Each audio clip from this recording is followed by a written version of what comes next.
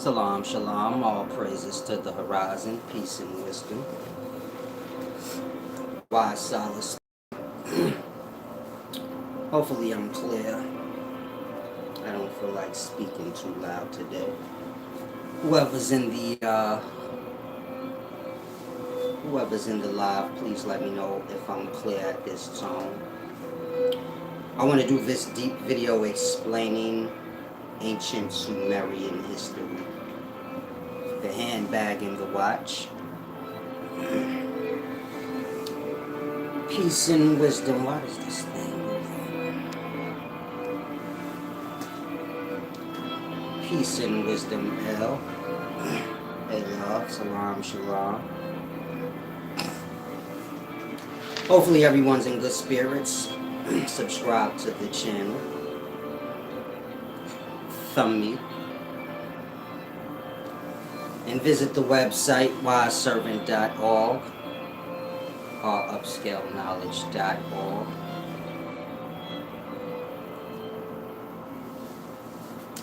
Okay, I'm all adjusted. If you guys have any questions, y'all can ask before I start. While I give y'all a chance to write, I'll say this.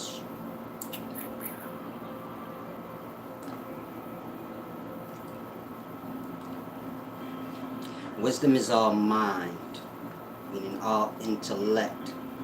It has nothing to do with the emotional state. The emotional state has to be conquered before one can graduate to wisdom. So the emotional state always get, the emotional state can always become distorted, so you always have to do emotional work. And this is the process of wisdom. Now, some of you guys may come here with this perspective. You say, a wise man will never call himself wise. A wise man will never do this. Or a wise man won't say that. If you come here to learn, you don't need to tell me what a wise man wouldn't say or do, because you wouldn't know. You wouldn't know because you're not wise. I'm going to say that again. Some of y'all are emotionally disturbed, so the ears and the brain don't work so well. If you're not wise, and your opening statement is, I'm not saying I'm wise, but a wise man shouldn't blah, blah, blah, blah, blah. You wouldn't know what a wise man is like because you're not wise.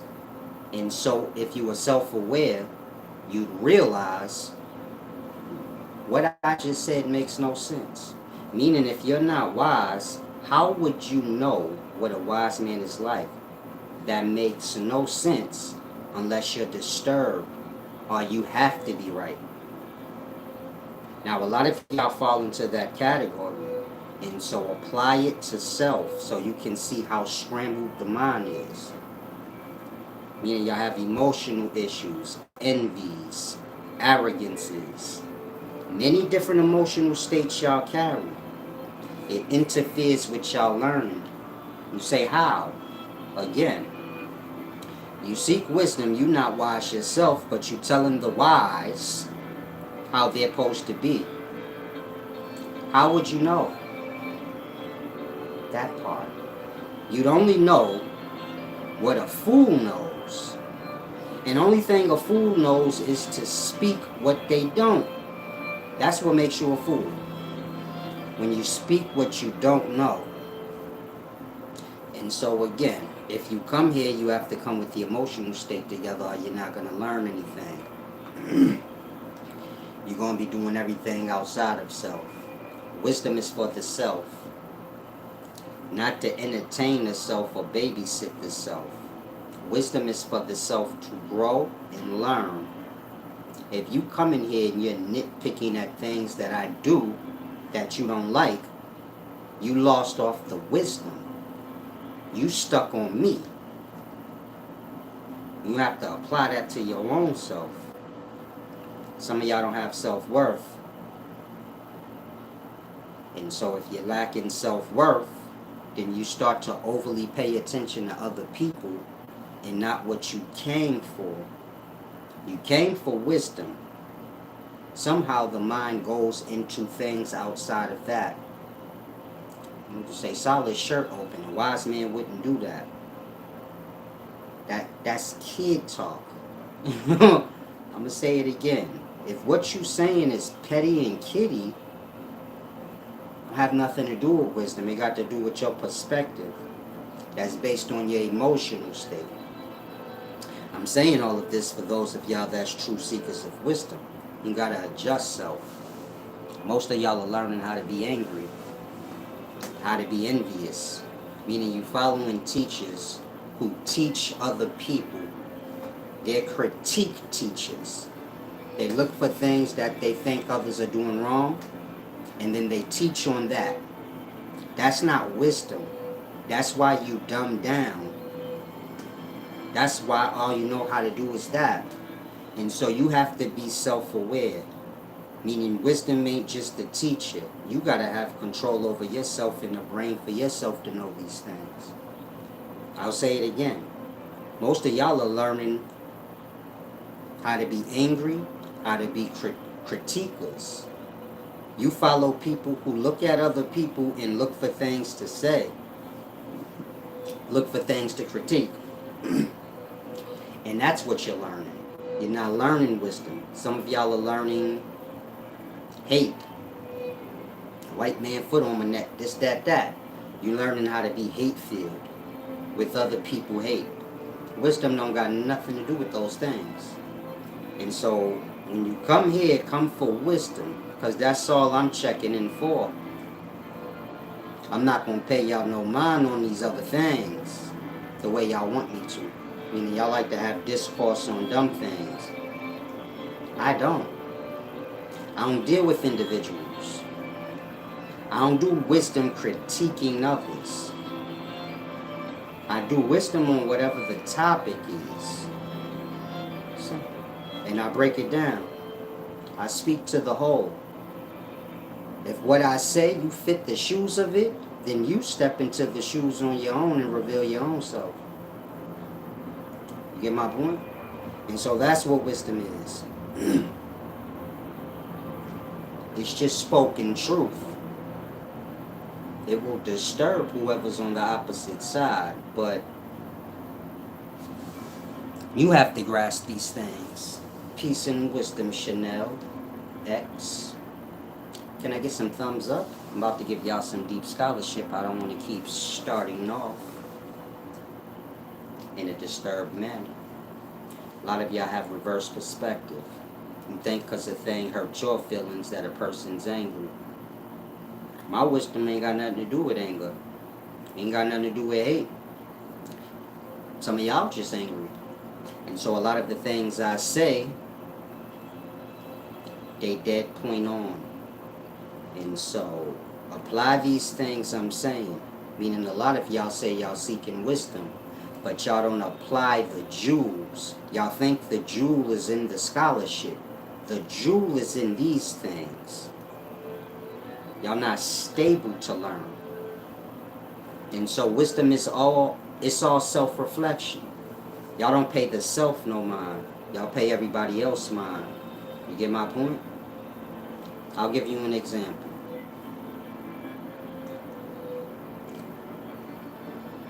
Y'all critique what others do because y'all don't do nothing yourselves to critique. Now, if you fit the shoe of that, you're going to get mad. I feel like I'm talking directly to you. In your brain, you're like, he's talking to me. I don't know you exist. You get my point? I just know that experience, meaning I see it happening. And so, I'll say again, if you find yourself in a mindset where you critiquing others, or you have a yearning to want to, then reflect back to self. Do you have anything going on? If the answer is no, that's why you're desperate to do that. You don't have nothing of your own to keep over. You get my point? You got your own thing, you monitoring it. You don't have shit, then you start monitoring other people's stuff. If you broke, then you start talking about what other people should buy. Well, you should buy this, you supposed to do that with your money, blah, blah, blah. But you only doing that because you don't have none. If you did, then you'd be doing that with yours. And so, these are the real jewels that y'all have to apply to the self before y'all can begin to grasp anything. Now,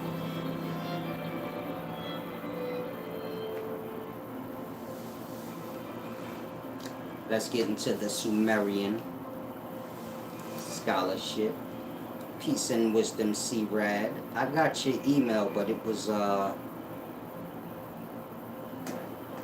like, you know when the emails come in strange and it gives you like a heads up, like don't click it? So I'm not sure what you sent me, but it's coming in like that. Like not safe.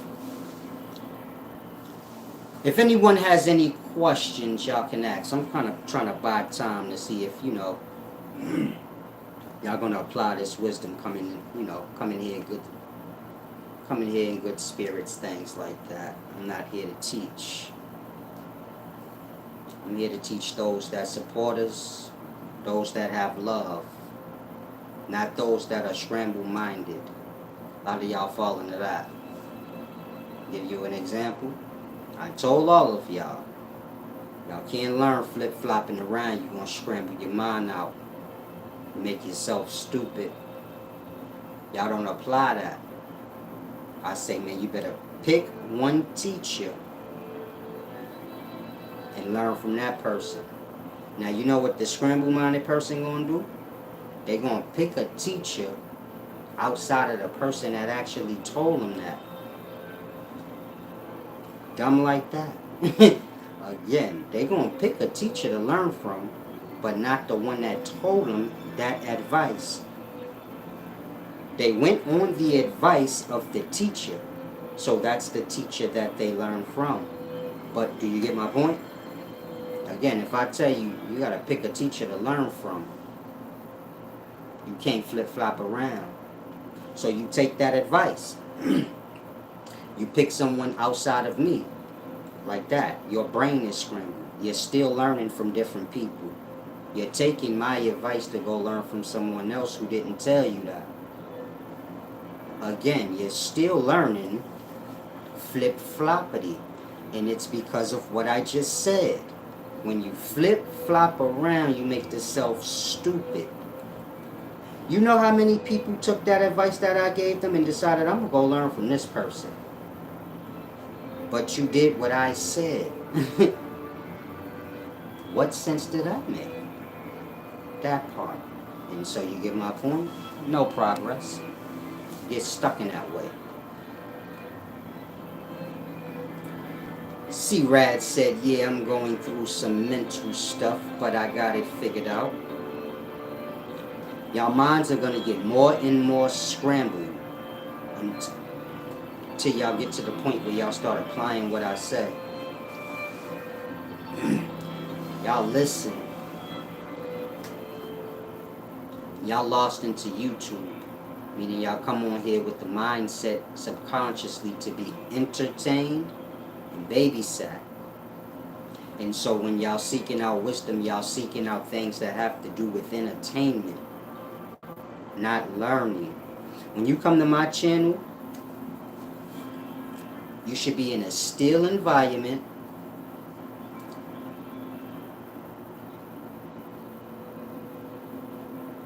Not so bright, you know. A light lit room. Everything should be quiet and still. And this is the atmosphere of the setting for learning. You get my point? Very little distractions. All mind. Your eyes shouldn't be wandering and looking for things to look at. When you locked in on wisdom, the eyes should be closed, or you should just be looking at one spot in thought. And so y'all coming to learn in the wrong state. Wisdom is a serious thing. It's like money. If you got bad habits and I give you a lot of money, that's going to worsen your issues. If you got messed up emotional state and I give you wisdom, that's just going to worsen your issues. It's not going to help you. And so, a lot of y'all skip over these parts.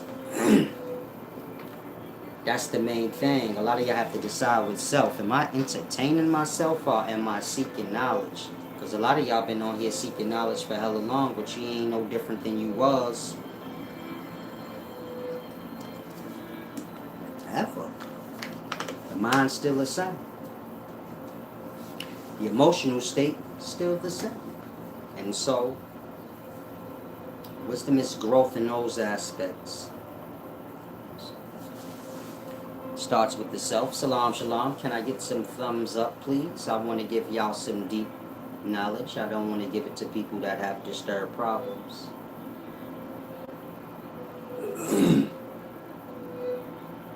You have the duality, both sides, I'm aware. I deal with the unbalanced. I don't deal with the sides. I deal with the whole. So, come whole, or come in a mindset reaching to get there.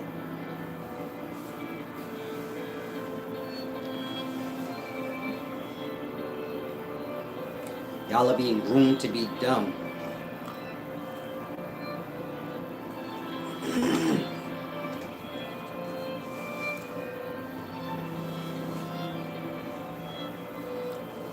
Y'all get brought into things and then y'all have a mindset like people care about y'all. It's the most strange thing I ever seen. I'm gonna say it again. Y'all get brought into things and then y'all really act like people care about y'all. It is the most strange thing I've ever seen. Lack of self-love. Lack of love, period. Salam, shalom, C-Rad. Keep your change, champ.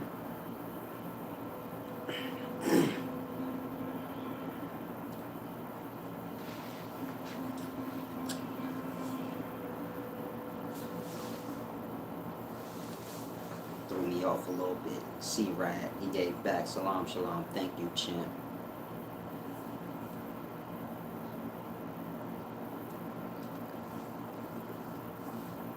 Those of y'all that's good with me and you give back, you ain't got to give back when you're going through hardship. You got to get your shit together. Like I said, if y'all apply the wisdom, then y'all shit will be together. You get my point? Y'all shit don't be together because y'all do everything that I say you shouldn't in regards to wisdom in itself. Some of y'all, I be aware that you're going through shit you ain't got to give back. Giving back to me ain't gonna save your life. You can't buy miracles. I tell y'all to give back because y'all should have learned that at 2 years old. That life is fair. It's no trick in that. You giving back because you getting this deep content, this deep knowledge.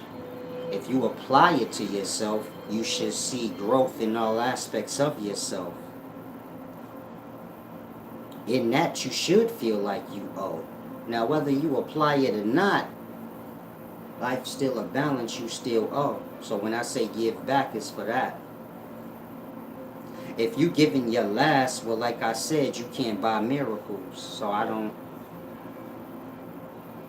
ain't gonna tell y'all no bullshit. Just real shit. Some of y'all give back because you think like, solace is God, he's gonna save me. You dependent and can't nothing in life save you. You just gonna be like fucked up in life till you get that. That's in physical life, in any aspect of life you could think of. If you got a dependent mind, you gonna be fucked up in life till you get that. Meaning you always gonna be weary. Gotta become dependent. And it's a matter of that. Now, I was telling y'all something deep before he gave back. It threw me off a little bit.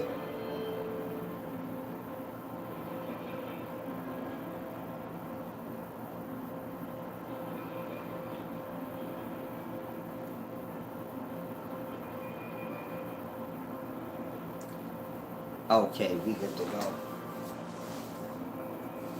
Now let's get to the content. Salam, shalom. When you're dealing with the ancient Sumerian scholarship, you have entities. Of course, y'all can see the thumbnail. When you're dealing with ancient Sumerian scholarship, you have ancient, I don't want to say ancient, but you have deities. You have deities that have handbags and watches. And so when you're dealing with modern day people, most look at that as, okay, they were trying to let us know that they had the things we had, and people in the past would have no reason to assume that y'all would assume that they didn't have shit. So nobody's leaving wisdom to future generations to show, like, look what we had. We had the same stuff y'all did. Why would they even have a reason to think that we would think they didn't? And so you have the knowledge, there's nothing new under the sun. Most people don't apply the jewels.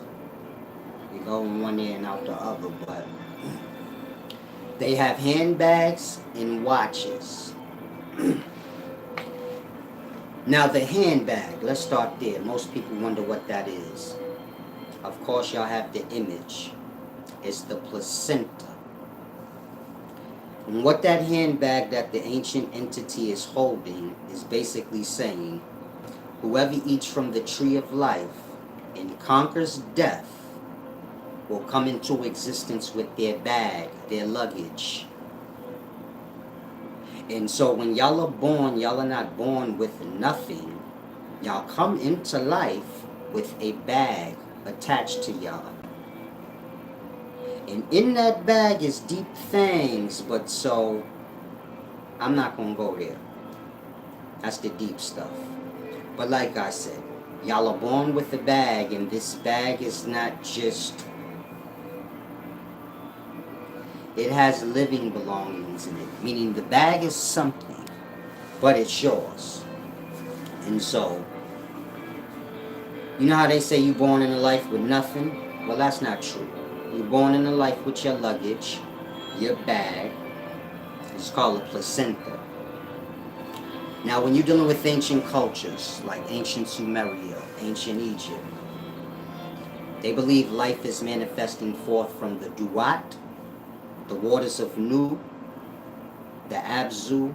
These are all references to death, you can say, or unconsciousness, the state of unbeing.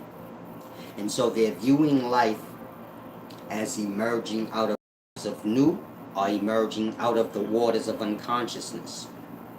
And when one awakes, they are in physical life with a physical body. Now, of course, when y'all are conceived and y'all go through y'all time in the womb, so this is the same thing happening. Unconscious developing into an awareness. And with that awareness, y'all have y'all physical vessel as well. So the ancient Egyptians, the ancient Sumerians, their understanding is accurate. Life starts from the unconsciousness or the waters of Nu. Whether you're in physical life, you wake up from unconsciousness, it starts there. Then you're awake. That's evening, and then the morning was the first day. Because everything starts from the abyss or your primordial waters. In ancient Sumer, it's the Abzu.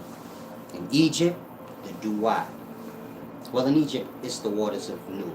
The waters of Nu become the Duat. The Duat is a physical thing, but you get my point? You can look at that bag as the waters of Nu, or the Duat manifesting out. But that bag is that, but that bag is more than that. It's something. Very important, y'all.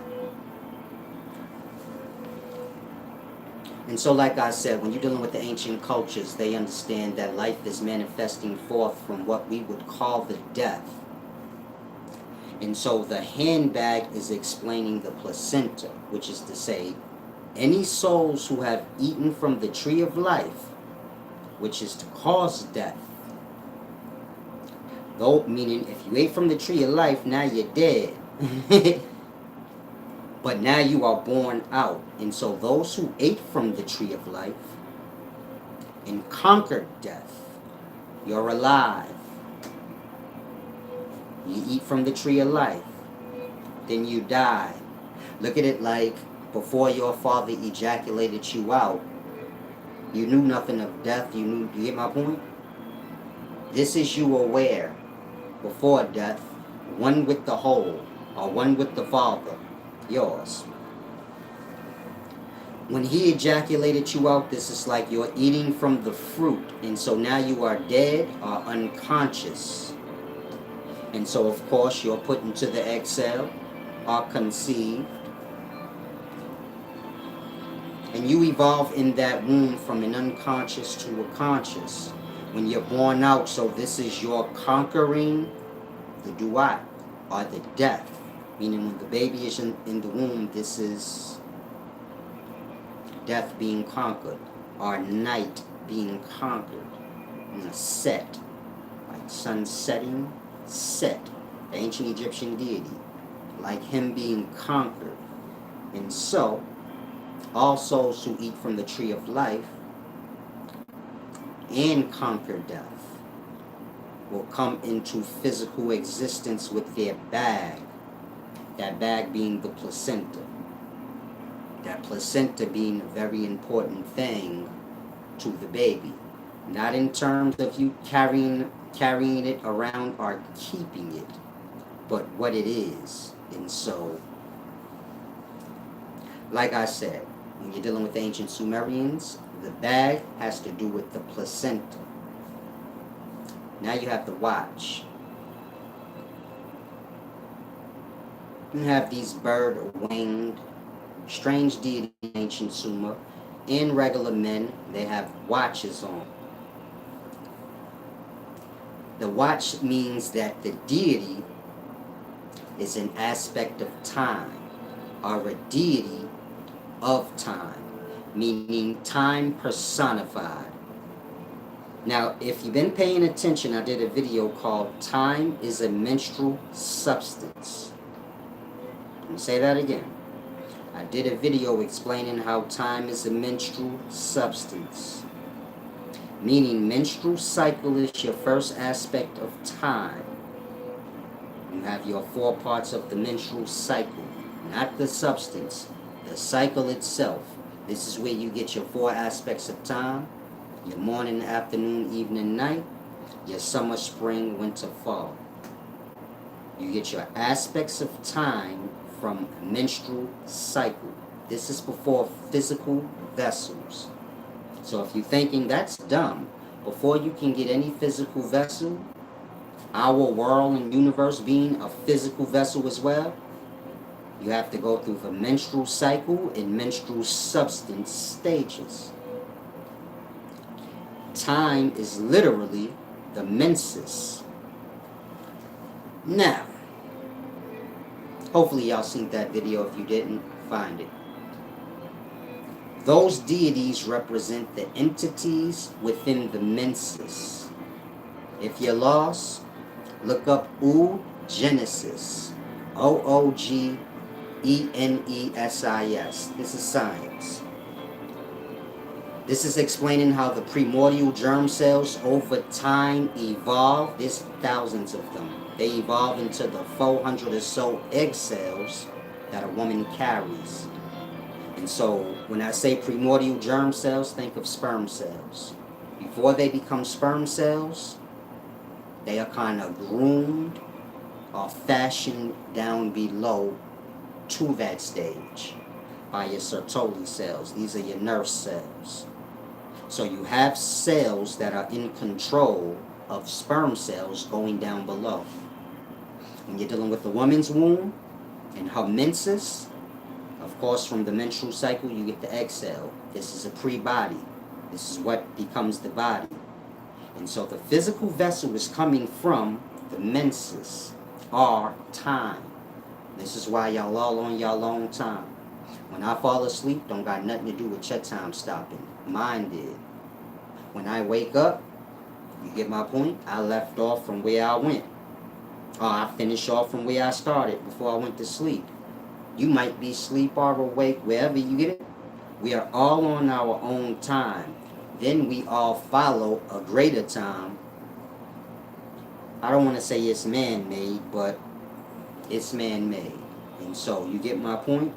Our being in existence is the only time. And everybody has their own time. And because you have so many individuals, you have so many aspects of time. From micro to macro. Meaning from atom all the way to universe. You have so many different individuals. So many different levels. So you have so many different aspects of time. But there's truly only one time. The self. In regards to the self. Now when you're dealing with the woman's menses, you have oogenesis, and this is explaining how the primordial germ cells evolve up to become the egg cell. And so there's a whole race of them. This is your hin, your bin, your jinn. Meaning if you've read about the hin, bin, and jinn, it's speaking of that level of life with your menses. That's why it refers to the hin, bin, and jinn like deities of mud, clay, water, air. They all have different makes, but it's because of that. They're speaking of the different levels of life, which have different consistency levels. Light, substance, mud, clay, rock, so on and so forth. Depending on how high up you go. If y'all not following, say something. Like I always say, my channel is for those that are well versed in science. It's not made up science. I use real science from school. And so if you're not good at that, you have to say something if you start to become lost. And so when you're dealing with the menses or the menstrual cycle, you have those entities. The primordial germ cells that evolve into the egg cell. That's what them strange looking deity with the wings that have watches on, that's what they represent. All those entities within the menses that evolve up into the egg cell, which is the pre-body. The egg cell is going to become the body. The sperm is the spirit going inside of it. That is going to be born out with its bag. You get it? And so it has to do with that. Now, of course, the bag is the most important thing. Meaning explaining what the bag is. I'm not, but what the bag is the most important thing. So if you grasp this video, just grasp, you don't have to add nothing on. The bag is a specific thing, and that's the most important part. Y'all have no balance in things, so. Then I don't have the desire to go on, like, breaking down the knowledge. Don't take offense, it's no big deal. I don't take nothing out of it. Y'all have to be in a certain frequency. Just regular, y'all don't have to do nothing extra. Just have balance, good manners, courtesy. Like I said, if you have emotional issues, so you seek to have problems with people outside of your personal environment, don't come here. I don't want to teach you. I don't want to be rude. I don't want to. You shouldn't want to learn here. I'll say it again. If you got emotional problems, looking for people to hate and not like, you shouldn't want to learn here. Because I don't want to teach you. I never did. So, come here when you get to a place where you can be balanced, meaning when the emotional state is good. I do one-on-one consultations on those things, but the videos and the wisdom, that has to do with the mind. If you need emotional help, you can get a one-on-one. I'm not about to get it, waste videos on that. I give y'all little jewels about the emotional state so y'all can apply it. That way, maybe when y'all come, y'all feel a little better about whatever y'all problem is. A lot of y'all have deep-rooted problems, you know. Baby daddy issues, baby mama issues, and so you're trying to find things to make that the face for your problems. You get my point? You can't go on in life like that. You gotta get the life, the emotional state, the mind, all those things together. And so, maybe at some time y'all will grasp, but Off-Grid Prosperity said, "What's the bag? I'm listening." The bag is the deepest part of the video. I wish, you know. It's not like a joke. Like, I'm wording it wrong. I'm not doing it because I want something out of y'all, or it's like a tug of war. Like, be nice to me, or be this kind of way to me, and then I'll give you the knowledge. I ain't giving it to you. Period. You get it? Once I don't like you, I don't play the games y'all play. Like, I don't like this person, but I'm still coming around. I'm not saying that. Once I see you got a problem with me, and I don't like you back, slide. I'm not giving you nothing. I don't care what you got for me. That's what I'm saying. I'm not saying like, oh, I don't like y'all guys' energy, so I'm not doing the video. Once I gotta say that, the video's kind of over. I'm not somebody that go against my own internal feelings. If I feel like y'all ungrateful and y'all really don't have no love for me, I'm not going past that. You get it? So you come here, you may feel like, man, he be going off. I'm not going nothing. I'm not giving wisdom to motherfuckers I don't like. I don't know why you come with motherfuckers you don't like, but I don't. And so you get my point? When I tell y'all, come with the emotional state together, it's so y'all can get the video. I got the wisdom already. I don't need to do nothing. If you want knowledge from me, you should already have a common sense brain to know if I'm receiving from somebody, there should be no problem.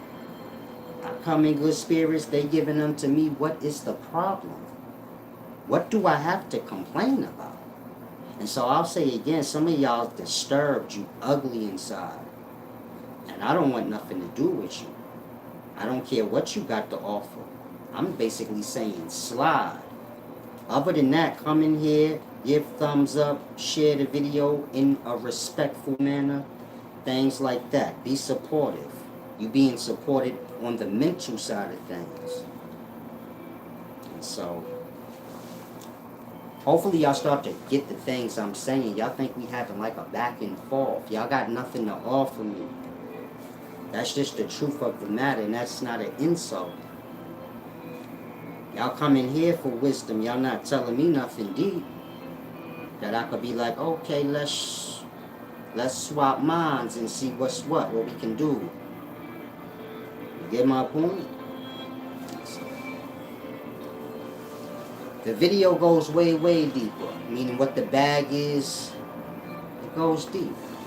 But y'all have to be supportive. Y'all have to come in here like y'all got brains. I'm not sure what y'all into. And the things y'all view as cool. I view that as you got real mental issues and you need help. You your own problem if you coming around things you don't like.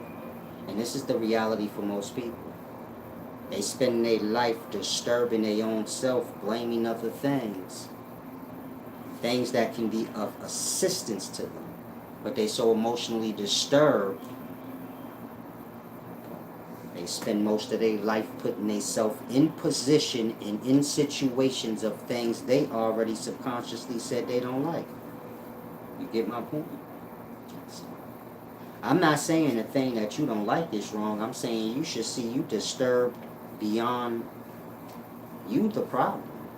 Meaning if you somebody that like, I don't like this person or that person, but you be around them or in the sites where you could see them, you a disturbance to your own self. They ain't doing nothing to you. It's unfortunate you cannot see that. But when you can, then you can start removing your problems. Meaning, the problems ain't the people, it's the self. You can, get down to the emotional states of self. When you can get down to the emotional state of self, you'll be good to go. Laughing because he says Sumericans. It's in y'all nature to make up stuff. It's deep.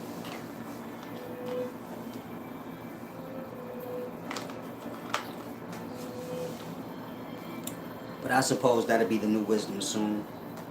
The Sumerians were in America. Blah, blah, blah, blah, blah.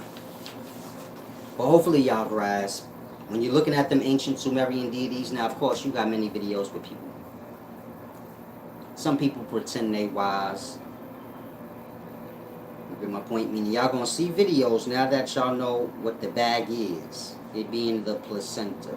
Y'all gonna see videos of people saying the placenta is this thing.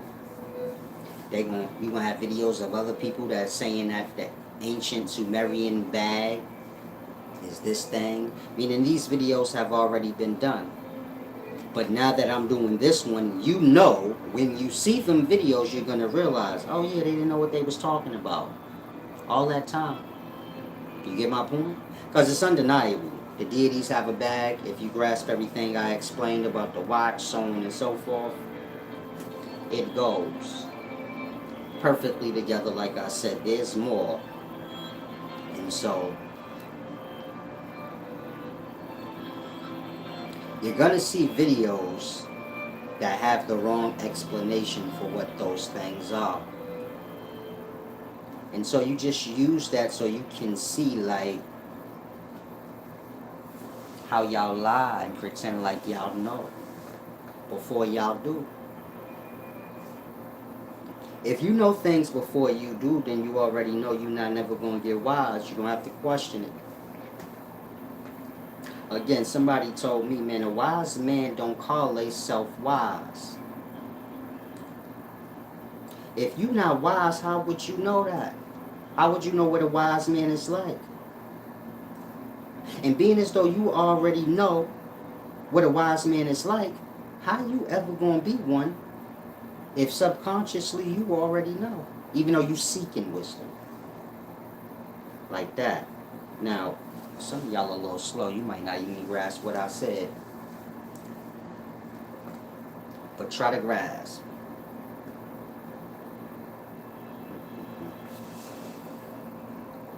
Y'all questions be funny, man. Y'all live in real life. That's all I can tell y'all. And I try to make sure when I give y'all the wisdom, I give y'all the references of what y'all familiar with, but I make sure I give y'all real life reference. Meaning I tell you what the handbag of the ancient Sumerian deities is, and I give you a real life thing. You get my point? Say, man, what's the spirit of man? I give you a real life thing in life. Because all the wisdom that we have, it got to do with physical real life. Whether you speaking of the unconscious all the way to physical, the waters of Nu, the abyss, the unconscious state of the mind all the way to awake, this all got to do with the physical sides of life and the emanations to getting there. From unconsciousness are primordial waters physically. You get my point? Everything from the darkness all the way to the light are from unconscious to awareness. This is all physical.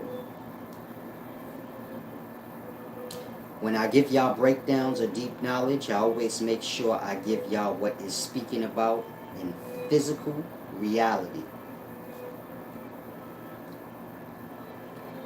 I say that so y'all can remember. Y'all live in real life. I'm not sure why y'all fall into all kind of things that have nothing to do with reality. I'm saying that because the brother said, how do you activate all your chakras?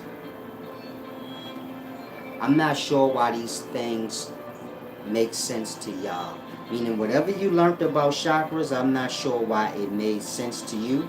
Well, it didn't because you got questions. But I'm not sure what caught your ear about it to make you think whatever you thinking. And it makes sense. I'm not sure how that works. If your chakras wasn't activated, you'd be dead. That's like somebody saying, Silas, how do I activate my heart? The heart chakra, meaning the chakra correlate with the organ, throat chakra. Everywhere there's a chakra, there is an organ, so the chakras correlate with the organs. To ask, how do I activate my chakra, is to ask, how do I activate my organ? In that perspective, then you can see how stupid whoever you've been learning from truly is. I'll say it again. You have a heart chakra. We're going to use that as an example. Silas, how do I activate my heart chakra? Your heart is already beating. If you want to separate the heart from the chakra, well, this is where you're going to make yourself right, because it's called the heart chakra. Meaning the point of the chakra is the heart. I'll say it again. The point of the chakra is the heart. Throat chakra. Heart chakra. These things are being applied to chakra. Meaning the chakra is not the important part, but the thing that's being spoken of, like the heart, the throat, the central brain, are between the eyes. And so to ask, how do I activate my chakras? I know right there, whoever you're learning from, they don't understand chakras accurately, because that makes no sense. If your chakras wasn't activated right now, you'd be dead. Now, if you understand what I just said, please just say, like, you could put press 1, whatever. I'm speaking to the person that asked the question. And I'm only asking that. Vic start laughing. I'm only asking that just to get a perspective. Like, do you want truthful answers, or do you just want to go in the dumb? Because whatever I just said right now should make perfect sense to you. Meaning the chakras coincide with the organs. If your organs don't work, then you dead. That means your chakras are activated or your organs wouldn't work. They coincide with that. That part. I teach the chakras. I'm not sure why y'all don't listen. Y'all listen to what other people say, then bring it here, then you look completely stupid. Where you can't even deny to yourself, like, yeah, he right. Again, I teach chakras. Where was you at? Y'all not learning nothing. Y'all kind of getting dumbed out, like, beyond what y'all can fathom. The dumber you get, the more it's going to be hard for you to see you dumb. Think on that. How you going to be dumb and knowing? It don't go together. So you figure the more you let the mind slip and become a little dumber in its state, the more less aware of that reality you're going to become. Some people so dumbed out, they think they wise. They don't even make no sense. You can have an opinion and say, man, I don't think Silas the wisest person. But if you watch my video, I can't possibly see you saying, man, what he say don't make sense. Everything I just said in this video makes sense. You don't have to agree with nothing you don't want. But you can't say it don't make sense. I explained the handbag. It make more sense than anything y'all got. It's accurate. It go deeper. But you get my point? I'm giving you that example. Ain't my opinion if a person's stupid or not. Ain't nothing based on emotion with me. It's just based on, do you make sense? If you don't make no sense, you stupid. Now again, you say, can the chakras be, how can I activate the chakras? But you already know there's a heart chakra, throat chakra. You already know subconsciously that the chakras co-align with the organs. But you still form the question, how do I activate it? And so I'm saying that so you can see your brain ain't even It don't have a thinking ability or like a common sense aspect to it. For yourself, where you could say, okay, the chakras, you got a heart chakra, lung chakra, so the chakras must co-align with the organs. And so I don't need to activate my chakras because my organs work. This is what the common sense mind would kind of do. In regards to people telling you like, yo, you got to activate your chakras and it pop out your head and all this weird shit. That's why you asking that. You think life is a movie. You're learning from weird people, kid-minded people, telling you things like that. So you ask that question, how do I activate my chakras without snapping into your own adult mind and say, hold on. My chakras are already activated because I'm alive. My organs work. That part. And so, use your brain to grasp. Now I suppose everybody that teach activating your chakras going to try to scramble and wordplay mind games on y'all to try to make it make sense now. But you got a brain. And I wouldn't care what they say. I wasn't talking about them. I'm talking to you. Whoever they are, I don't know who y'all learn from. But when they take personal offense, that should help you to see they not wise, they emotional. And they telling on themselves to you in that moment. Antonio Tola said, so since running makes your heart stronger, running also makes your heart chakra stronger as well. I'm not sure why you can't see that you're stupid. I'm not emotional when I say that. I'm hoping you are aware of that. You're still trying to make sense out of chakras. Say, okay, so running make my heart stronger. Running can make your heart stop. I'm not sure what stupidities you're learning, but your mind is still stuck on dumb. Before you try to pierce through wisdom, fix the dumb. Don't take offense. Fix the stupid. Everything I just told you in regards to chakra should have made you jump off chakras and get real. Me learn my organs then, which is the real science, but you're still talking about chakras. Like if I do this to my organs, then that'll help my chakras. Huh?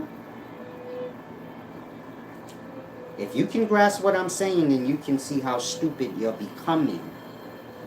That has to be adjusted. You're trying to grasp things on stupid. You cannot put wisdom on dumb. It's like oil and water. Nothing gonna happen, champ. Stupid is a moment. You don't have to feel like I'm saying you're the owner of stupid.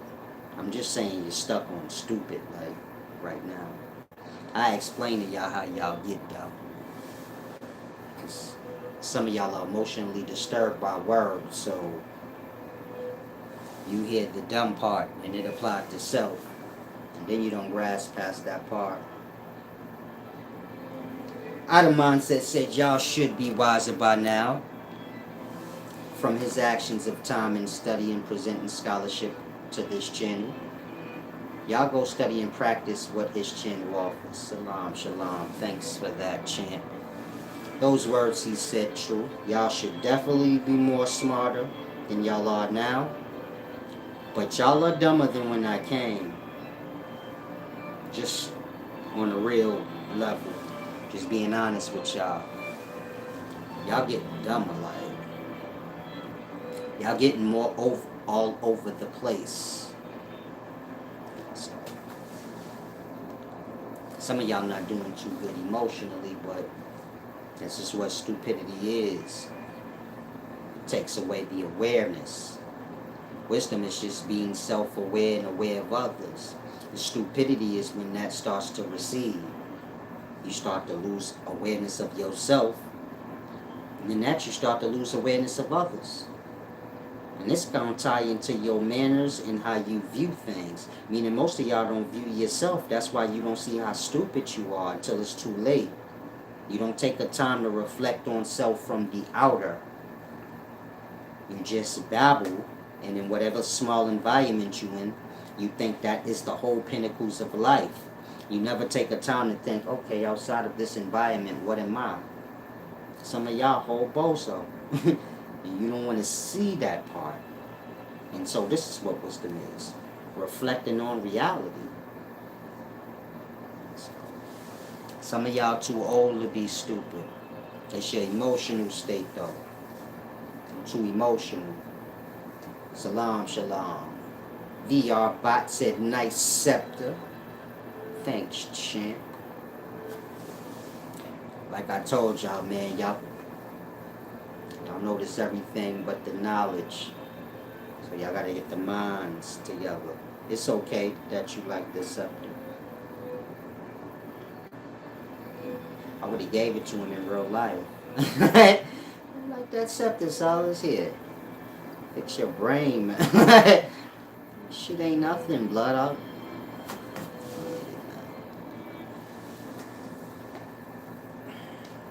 Wisdom take you past those things. You get my point? Y'all care about things that don't. Y'all attention gets snatched by things that don't matter. It ain't about the scepter, just a period. Like, y'all impressed by materials. You're not impressed by freeing the mind from the slavery y'all got on it. You get it? That's what I see. Like, who amongst y'all not a slave? That's the hardest thing when you become wise for real. When you become wise in this world, you become like a light in the dark. And so now you seeking like, do anybody else got some light like that? You become wise, you see how slaved out, minded everyone is. This ain't got nothing to do with black people. People, they got no self-worth. They idolize others because they have no self-worth for themselves. They desperate for acceptance. For people to be like, yeah, you cool. They can't take a stand on their own and say, I am fucking cool and I'll fight you on that shit, man. You see how I pull out? I say, man, I'm pretty heavy. I'm whatever I say. Fuck what y'all talking about. I don't dictate what I say I am. What y'all say don't override what I say. I know me better than y'all. Y'all will let somebody else's opinion override y'all own. You get it? Like a lesser. But y'all don't view self in no kind of way. To really look at self and say, oh yeah, I am the whole bozo in life. There's niggas that got they mind over mine. There's niggas that could tell you who to like, who not to like, and you go with it. You play games on your own self so you don't feel weak and desperate for acceptance. You play games like, no, that's my man, though. When you dealing with this kind of business, ain't nobody friends. Niggas is work. Y'all work together. That's why you see them arguing and losing friendship with each other so fast over petty things. Because they not really friends. They just people that work in the same environment. The point I'm making is a man will say anything to make himself right in the moment. A man will say, nah, them my people, so I'm riding with my peoples. But they ain't really his peoples. But he only saying that because he don't want to acknowledge the fact that he's a bozo that actually let other people override his mind and his perspective. So he can get along with things and be accepted. You get my point? That's what y'all put aside, y'all dignity. When you become wise, you start to notice that in people. I don't care how many people kiss your ass or nothing. I look at the dignity you got. You'll let somebody else's mind override yours. And that in life, you got extras. You get my point? Y'all cancel out in life. The gang only got one brain. And you can play with yourself all you want on that. You got a gang, let's say Bloods or Crips. There's only one brain in that whole organization. You could say, no, it ain't. It's a bunch of smart dudes that's Bloods and Crips. They all got to take orders from one. It don't matter what their perspective is. how they feel on something, they gotta move with the whole. And there's people that can override their perspective and say, who care what you think? We doing this, or you getting smashed out. And because they scared, they gonna go with it. The point I'm making is like that. Y'all got minds over y'all. It's deeper than physical slavery. Y'all got minds over y'all. Minds y'all scared of, they go deep. And so when you become wise, that's the only thing you kind of be seeking out. Like I said, all I do when I teach, for the most part, help y'all get wise. Hopefully y'all get balanced. And aside from that, see if there's any of y'all that got half of a brain left in life. Because for the most part, everybody programmed. They live in the system. They try to fit into that system. They program their own self. To the point where when you become wise, you already know what people going to say. I already know if I say certain things, what y'all going to say. We're all on the same brain, so y'all all kind of say the same thing. You get it? If I ask you, what is a conscious community person going to say about the black woman? You know already. Y'all become like a script. Don't see that. This is not about the conscious community. That was an example. An example that I know y'all all know the answer to. If I say, what the conscious community feel about women? Y'all gonna all say, man, they say the black woman is God. Like that. How you already know what a nigga would say before he say it? Because he a part of a program. And so he already programmed himself. Now, if you could take that example and apply it to the many systems and things y'all try to apply, y'all try to push yourselves into, then you can see how programmed y'all brains truly are, to where somebody already know what you thinking and what you gonna say before you say it. Y'all become like that, like a script. And it's because of what you're a part of.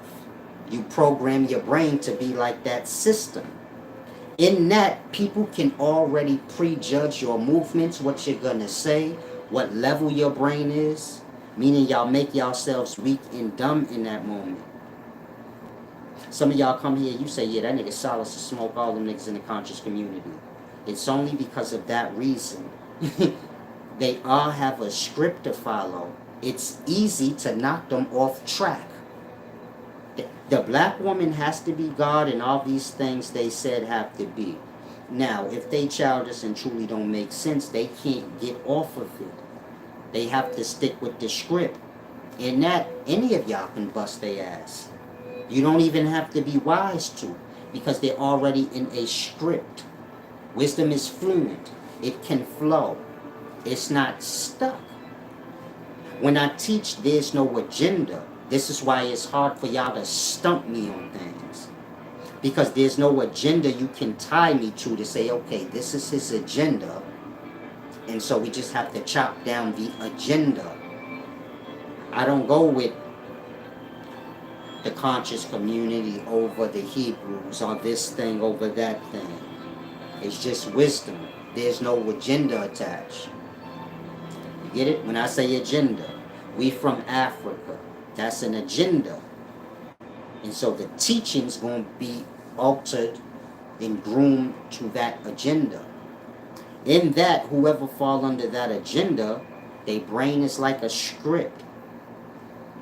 Meaning those in the agenda know what they're going to say and think, and those outside of it.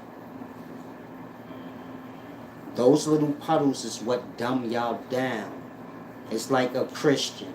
Y'all know what they going to say. You get it? Thank you, Jesus. Lord is great. Y'all know everything they going to say. Y'all know if y'all say something to them, y'all know their rebuttal already. You get my point? I'm saying these examples because some of y'all are there. Where you like, yeah, I be talking to Christians sometimes, and you get it? You know what, if you ask a Christian, hey man, the whole God thing you believe in, it do boil you down to hearsay. You already got a perspective of what they gonna say. Something along the lines of, no, that's not right. Most of y'all agree when I say they gonna be like, man, you the devil. That's their response to everything when they don't have an answer. You know? So y'all know what they gonna say. I'm getting y'all to see how y'all program y'all own self out when y'all try to be a part of the world. That's what dumbs y'all out. When y'all become readable, and I already know what y'all gonna say. I already know what's gonna disturb y'all. Like, not saying that's what I reach for. I teach. If you disturbed, it's not my job to like avoid the wounds you choose to leave open. You close your own wounds. I'm teaching. I'm not the physician. This ain't the airport where I'm the emotional baggage handler. Like, some of y'all live life like that. You got mad garbage emotionally. And you just drag it around. Like, you ever see a homeless person, they got mad belongings, and you like, damn, blood, it'd be so much easier for you if you just throw all that garbage in the garbage, because you don't need it. It's slowing you up. All that shit is garbage anyway. I'm gonna say it again. Y'all seen homeless people like this. They bums. I'm not talking y'all opinions or y'all emotions. Like, he a bum, he a bum. I'm talking about homeless people that sleep on the street. The ones that you know they're disturbed mentally. They have mad belongings. A dog. The homeless nigga will have a dog, luggage, a shopping cart, and you see them struggling and you like, damn, why they got so much shit but nowhere to put it? It'd be so easy for them if they just throw all that shit away. Cause I know that shit ain't clean enough and it ain't worth nothing. It's been homeless with them. That nothingness is valuable to them. All that garbage that they drag around and make them be homeless longer than they would be. They drag that shit all around with them. Some of y'all are like that emotionally. You drag your emotional garbage that you've been carrying from year after year. And you carry all this garbage emotionally around with you. And you get a boyfriend. And you want him to like carry your emotional dirty garbage bags. This is your mindset subconsciously. And now you alone.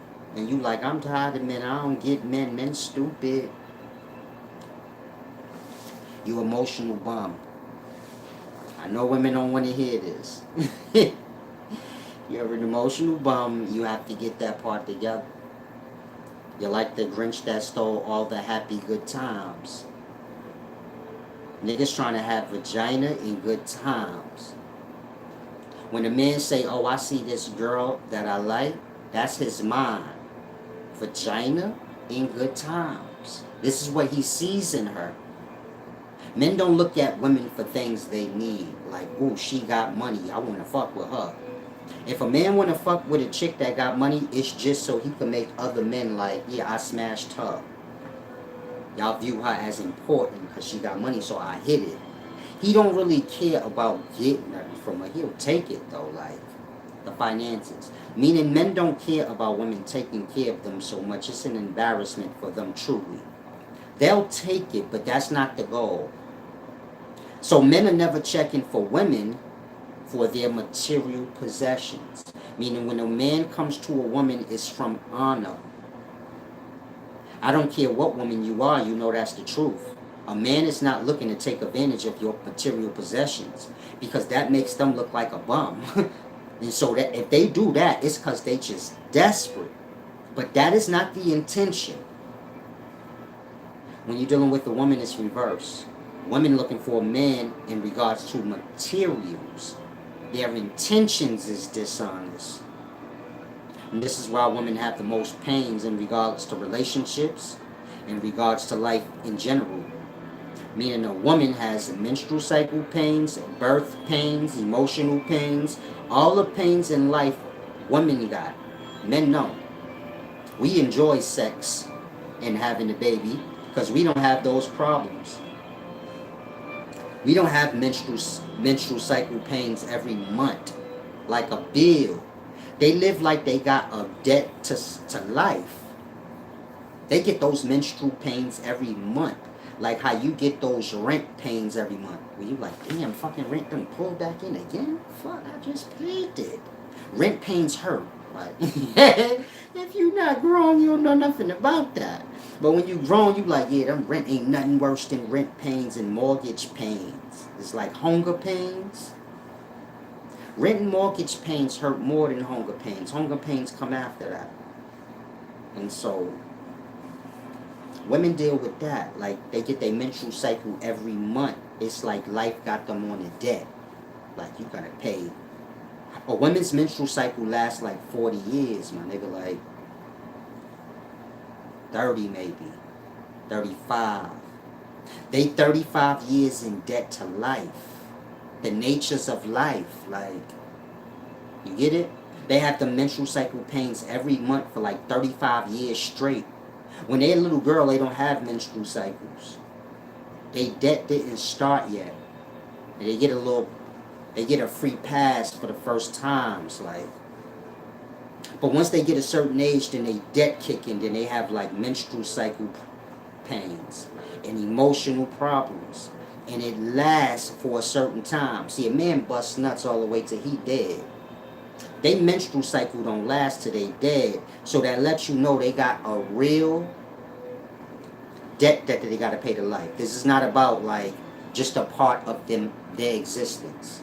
A menstrual cycle ain't a part of their existence like a man busting nuts is just a part of his existence. Their menstrual cycle has a start time and an end time. And so that means they doing hard time, blood and life. Like, women came to life to live hell, and men came to life to have heaven, like. And so you got the two, they mix and merge. If you a man and you say, shit, life hell to me. Women here. If you a woman and you say, no, life is heaven to me. Men here. But, you get my point? If you a woman and so like you've been scarred because men been beating y'all up since Kevin Samuels came out. This ain't that. I'm just telling you real life stuff. Like, in real life, you know you have menstrual pains, childbirth giving pains. A nigga beat your ass and black your out. You could do is call the cops pains. Like, you really ain't got no happiness. When you're dealing with women, if you want to get technical, they don't really have no happiness. Their happiness is dependent. It's sad. But, like I said, women doing hard time. They don't want to know why, so I'm leaving it. But if you're a woman and you want to know, like, damn, why we got all the bullshit, I'll explain to you your 35-year sentence, like, and what y'all did to get that. You know, like how I say your father was a liar in the beginning. Shit like that, like. You gotta have a whole mind of grass. All women are one thing on a whole. All men is one thing on a whole. And then these things is all one thing in itself on a whole. So, it's deep. Women are here to learn how to not be evil because it's in their nature. They can't help it. If you lost and you say, no, that don't even sound right. Women move off their emotions. They move off gossip and rumor. If you a woman, please don't lie to your own self. Y'all deal with gossip and rumor. Hey girl, did you heard, girl? Yeah, you heard, in the child. Again. Y'all move off y'all emotions and y'all move off gossip. Meaning y'all make y'all decisions in life off of two unstable things. Emotions and gossip. Gossip never being true. The emotional state never being true. It's always a stirred up thing. Meaning when a woman is speaking her mind, she's speaking her emotions. Her emotions is controlled by the outer life. Nigga just pissed her off. She's speaking from that.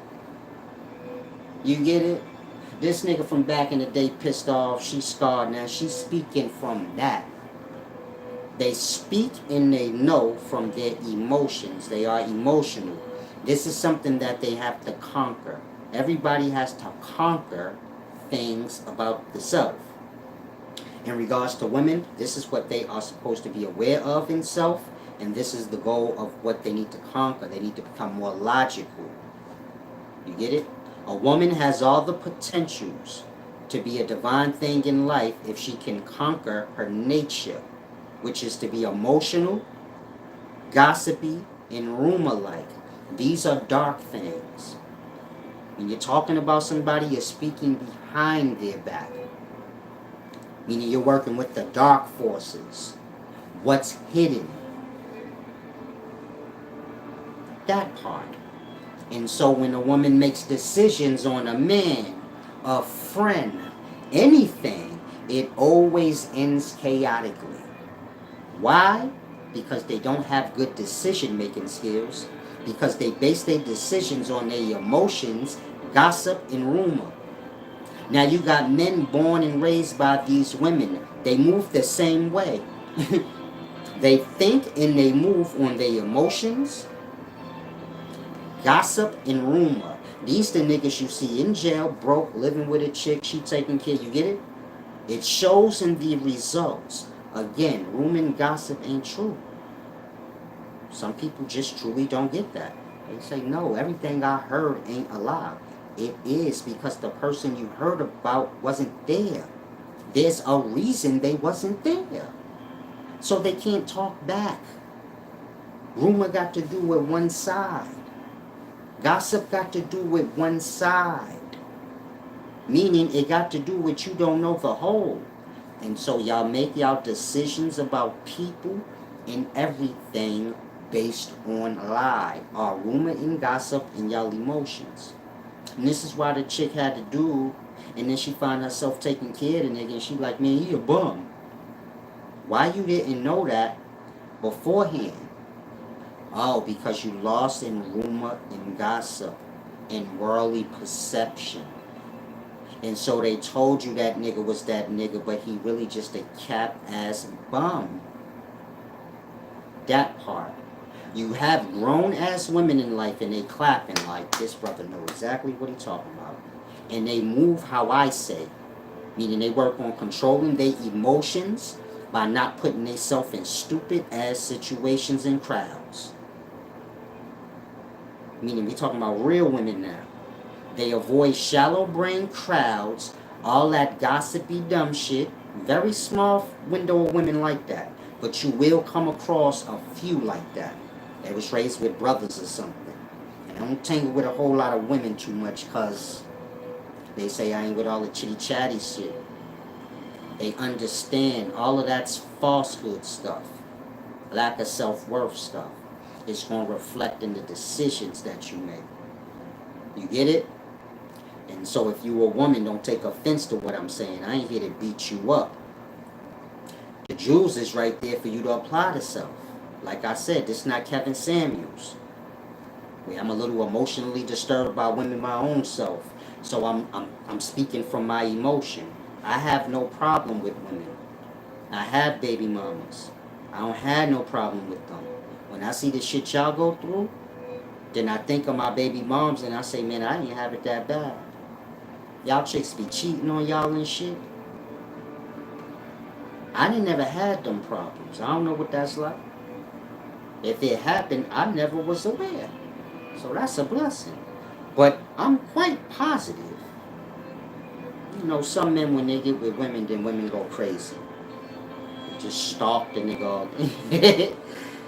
So I have that problem. It ain't about them cheating. It's about the stalking. Like,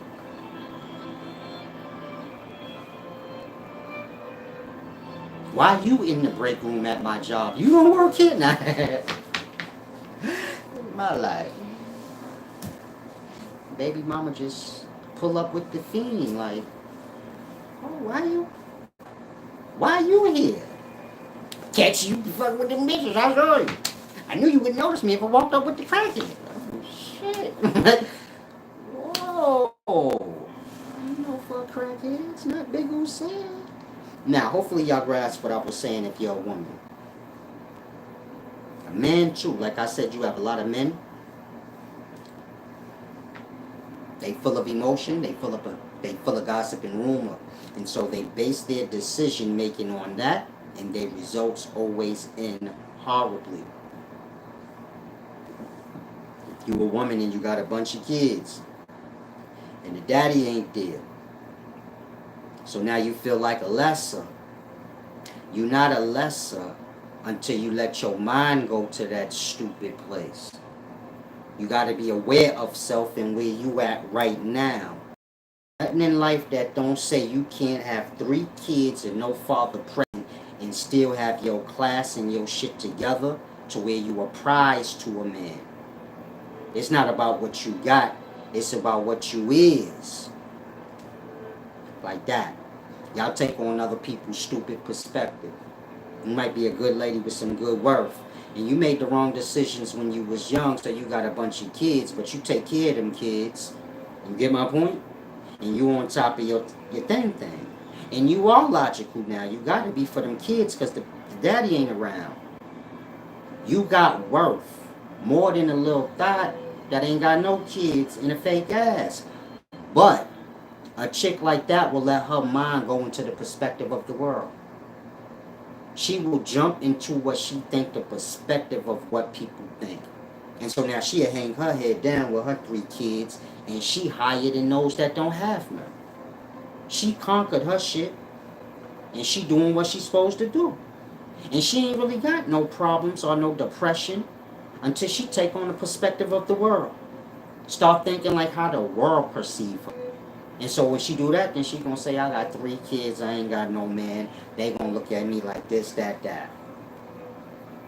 There's some of y'all right now. You good. You just lost in worldly perspective. You apply that dumb shit to self instead of focusing on just growing. It don't matter what people saying. This should just be your drive to be in environments where people ain't shallow brain, where they can see clearly through every aspect of life, because every situation different. Discard, they bunch things into a box. You know a chick, she got a bunch of kids and the baby pops ain't around and she a whole dot. So now you gonna bunch all chicks with that same situation in the box. Now some of these chicks, they got kids and the nigga was just scandalous. She couldn't foretell the nigga was gonna abandon her and the kids. But you get my point? Somebody scarred and broken, they gonna bunch everybody into the same box, as opposed to looking at every situation in its details as unique to its own thing. You get my point? When I meet somebody, I don't bunch them into a box. I need to see like the detail. And we don't have to get to the details right now. Your own personal business is your own fucking personal business. Let me make sure I even like being around you first before you get into your personal life. It's your business. Once I decide, okay, I kind of like your energy, your spirit is good. Now let's deal with your flaws. Because now I got something to deal with them with. You get it? Meaning if you're a woman, I like you. I don't want to know all your shit right offhand.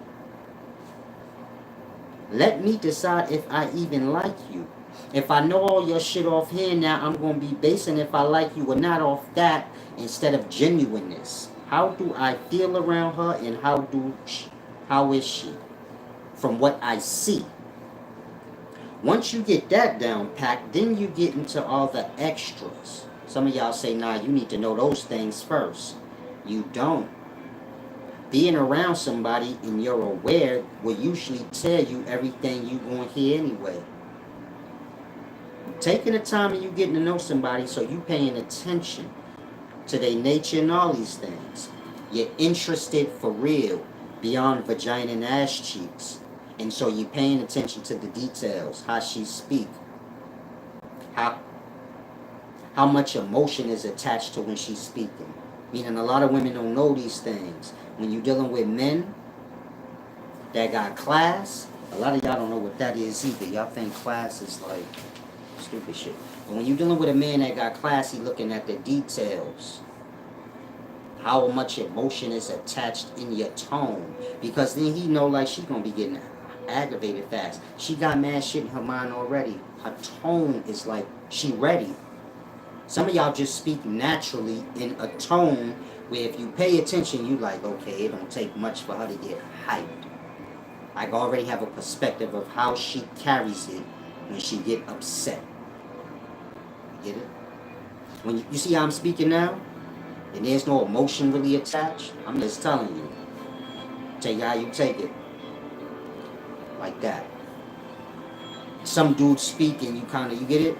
You can get the emotion in it. Like, when they in a regular speaking voice, you can hear the emotion there. Some people you have to bring that out of them. Like, nitpick with them, then they'll curse you out. But just naturally, it's not there. Like that. You want to get to that place. If you're a woman, where you start to pay attention to your details. Real men don't care if your butt is fake and your titties is fake. Meaning he don't care if you got a big ass and big titties. A real man don't like that. Once I see your ass fake or something about you fake, it's strange. Like, if you're a woman with a fake ass and fake titties, so this is the point I'm making. Y'all get lost into the perception of the world. Your ass is lopsided. I seen a girl like yesterday. She had the nice fat ass. I liked it. But it had lumps in it. So I'm like, damn, that's the fake ass. You can always tell a fake ass it got this certain kind of shape. So it's like the fake ass y'all getting, everybody know it's fake because it got this shape. Y'all become so oblivious in life, y'all forget these simple details like, hold on, my ass is fake and obviously fake. That reflect on your emotional state, your self-worth, your value. You ain't trying to fix yourself up because you view yourself as beautiful and gorgeous and already perfect the way the life made you. You view yourself as something wrong with you. And so a female like that gonna see something wrong in me. Where I don't. Because she got mental problems to where she willing to cut her body open and change it.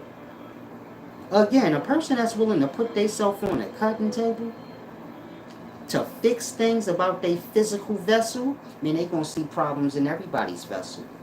They looking way too hard at this point. That part. If you with a chick with a fake ass, I'm sure you go through that. Start to get shallow brain on you, where you like, I don't care about that kind of shit.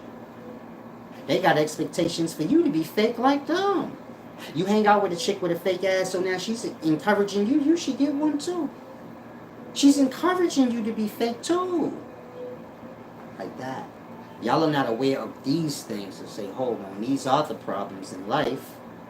People are not dealing with their emotions and their insecurities. They trying to cover it up with falsehoods that bring them into even more insecurities because the chick with the fake ass, so this is what she dread. A nigga being like, you shut up, you fake ass, lumpy, bumpy. That part. She got that fake ass because she was insecure. And so to hear somebody disrespect the fake ass, soul crushed in that moment. You get it? They set themselves up for big falls. As opposed to just working on the emotional state, working on the insecurity levels. Like I said, y'all give y'all mind to the world.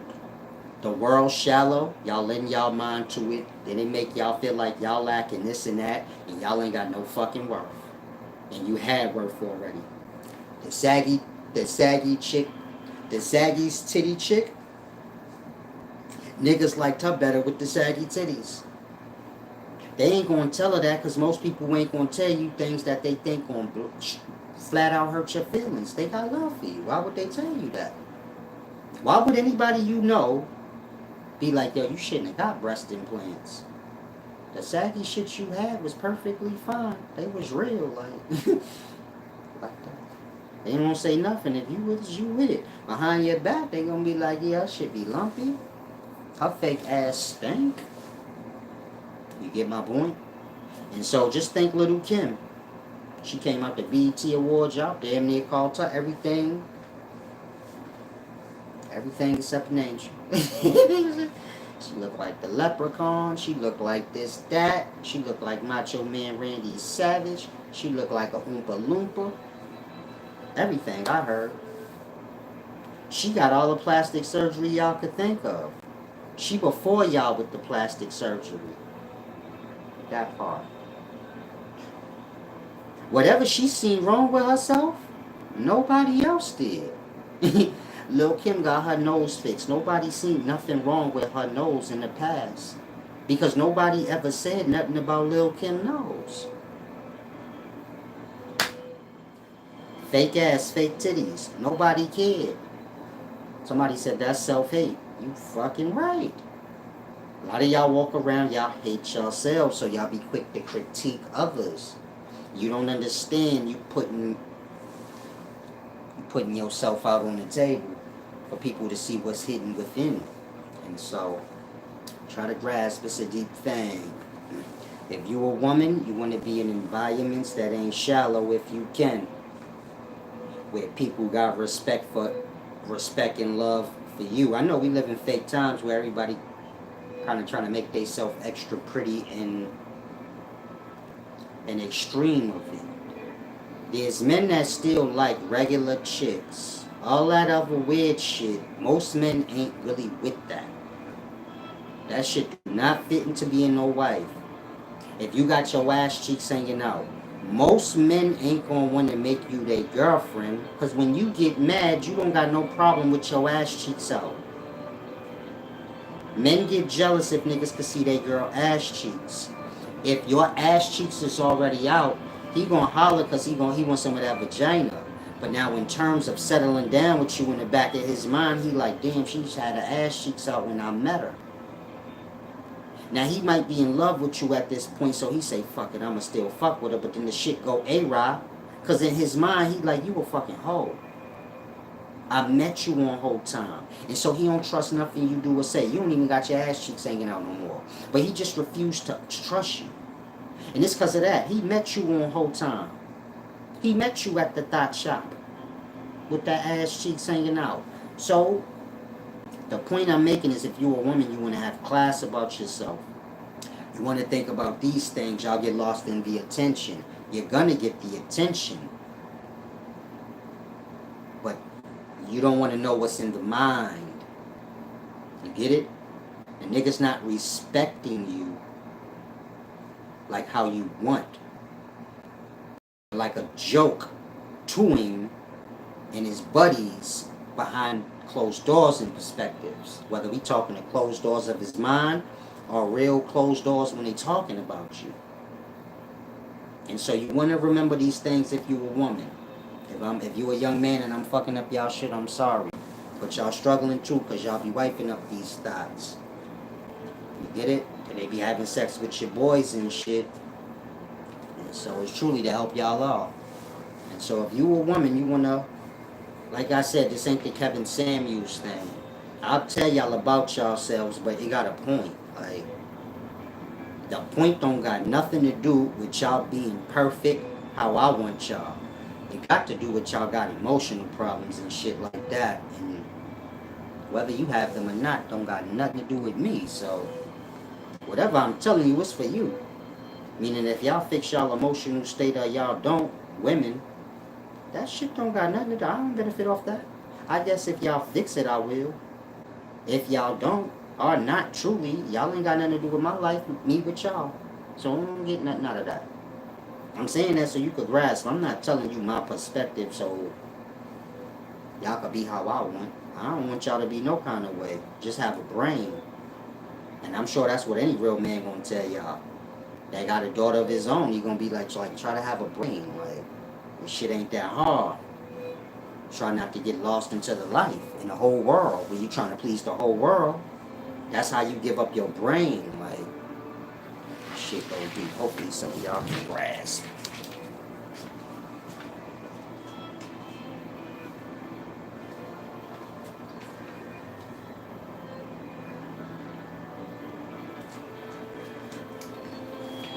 Now, if y'all have any questions, y'all can ask.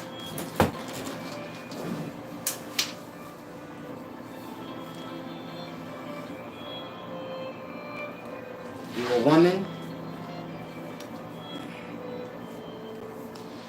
women need men. This is what they live for. It's a part of their nature. Sometimes they try and lie to themselves because they become fed up. They think they're not never gonna find a man. So then they like,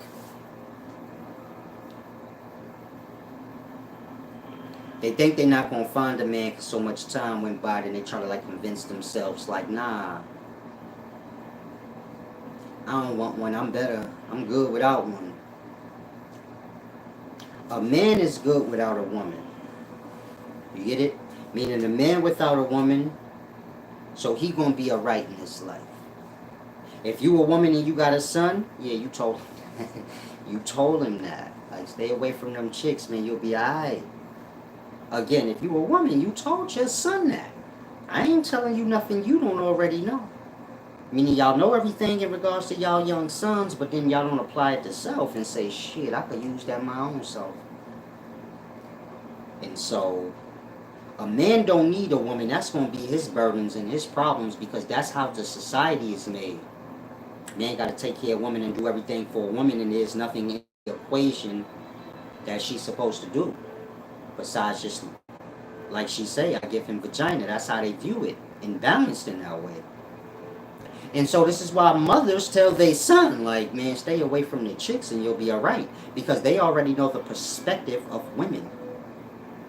And these women is going to be looking at it where their son need to do everything for them.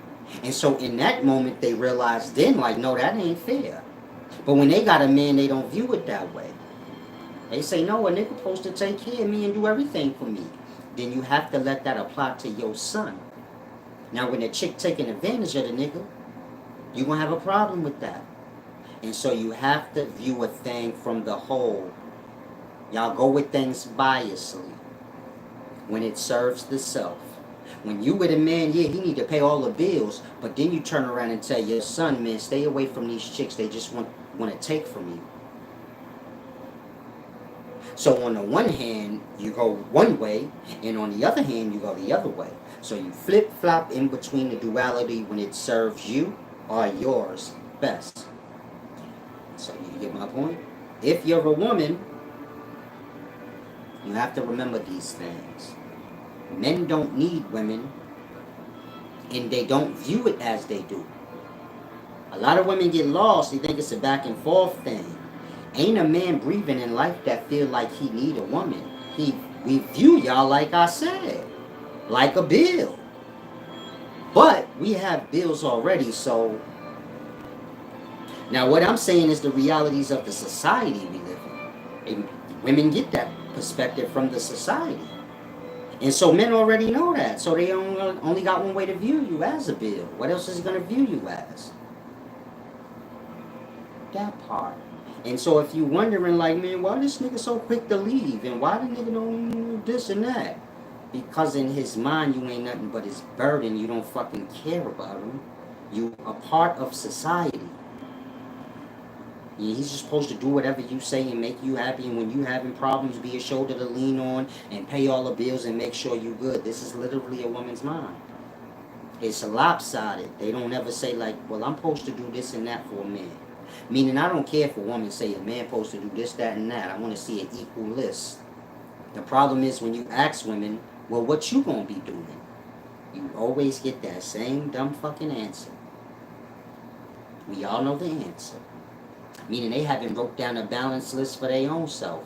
And so, do you see my point? I don't know why they think a relationship is gonna last off in balance, but good luck.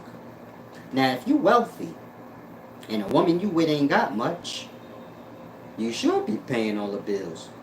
What are you making her chipping for? This don't have nothing to do with bills. It's just got to do with perspective. I don't want to get lost in the bills. Just everything that got to do with a relationship, a woman kind of look at it like the man's supposed to handle that. Whether we talking finances, her having an emotional breakdown or whatever. If the man have an emotional breakdown, nigga, you need to get yourself together. You the head of the family. He don't have no shoulder to cry on. In his brain, if I go crying to her, she gonna view me as weak. That part. Man supposed to have a wife like his mama, where he can go cry to his mama. His mama don't ever judge him as a sissy. She be like, it's okay, baby. she, she make him more of a sissy. No, it's okay. You don't have to worry about that being. Man looking for his wife to be that. When he all broke down and the life done beat him down, y'all know what man gotta do? Go to the bar and get drunk. Or go to the block where it's gonna be beefs and stuff at and hang out with his partners to take his mind off it. Cause ain't no way he could talk about things without people looking at him as, man, you a sucker. If a man wife cheating on him and he hurt and he need to cry, you know what's gonna happen when he go pull up on his partner and he start crying to me, bitch cheated on me. Nigga gonna be like, man, this nigga weird. Broke down, blood. She got him bad, like that. And so if you a wife or a woman, you need to become more aware of men, their struggles, so you can figure out how to fit yourself in to be a comfort. Get it? If you knowing like, yeah, men have hardships, but these is hardships they have to keep bottled up. Your man have to be able to feel comfortable talking to you, where if he need to break down, he can. So, like I said, a lot of women. Trill Chris said, how can you tell when your girlfriend is cheating?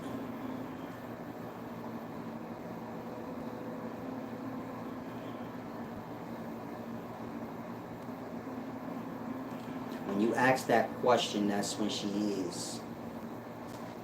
It's simple. You say, how can I tell if my girl cheating? She cheating. Why your mind there? Something in your senses must be knocking.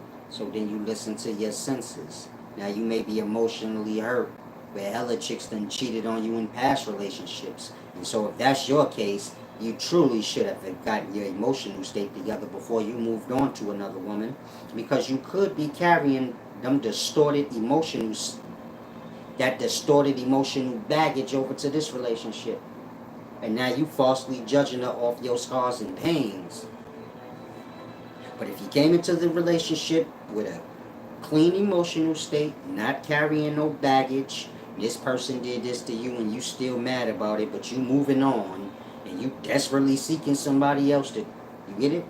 If you ain't that and you came in with the clear conscious and the clear emotional state, and something popping in your mind where you like, well, how can I tell if my chick cheating? Well, she probably is. Or y'all got something going with your mind going there, so. Now you have experiences or events that transpire. These events should let you know if she cheating. She not going to tell you, so you got to just have a brain to know on your own. Same with a chick. A dude, he ain't going to tell you. You got to have a brain to know on your own, but the emotional state got to be clear. Can I get some thumbs up and some give backs maybe? We're going to go a little deeper. And so,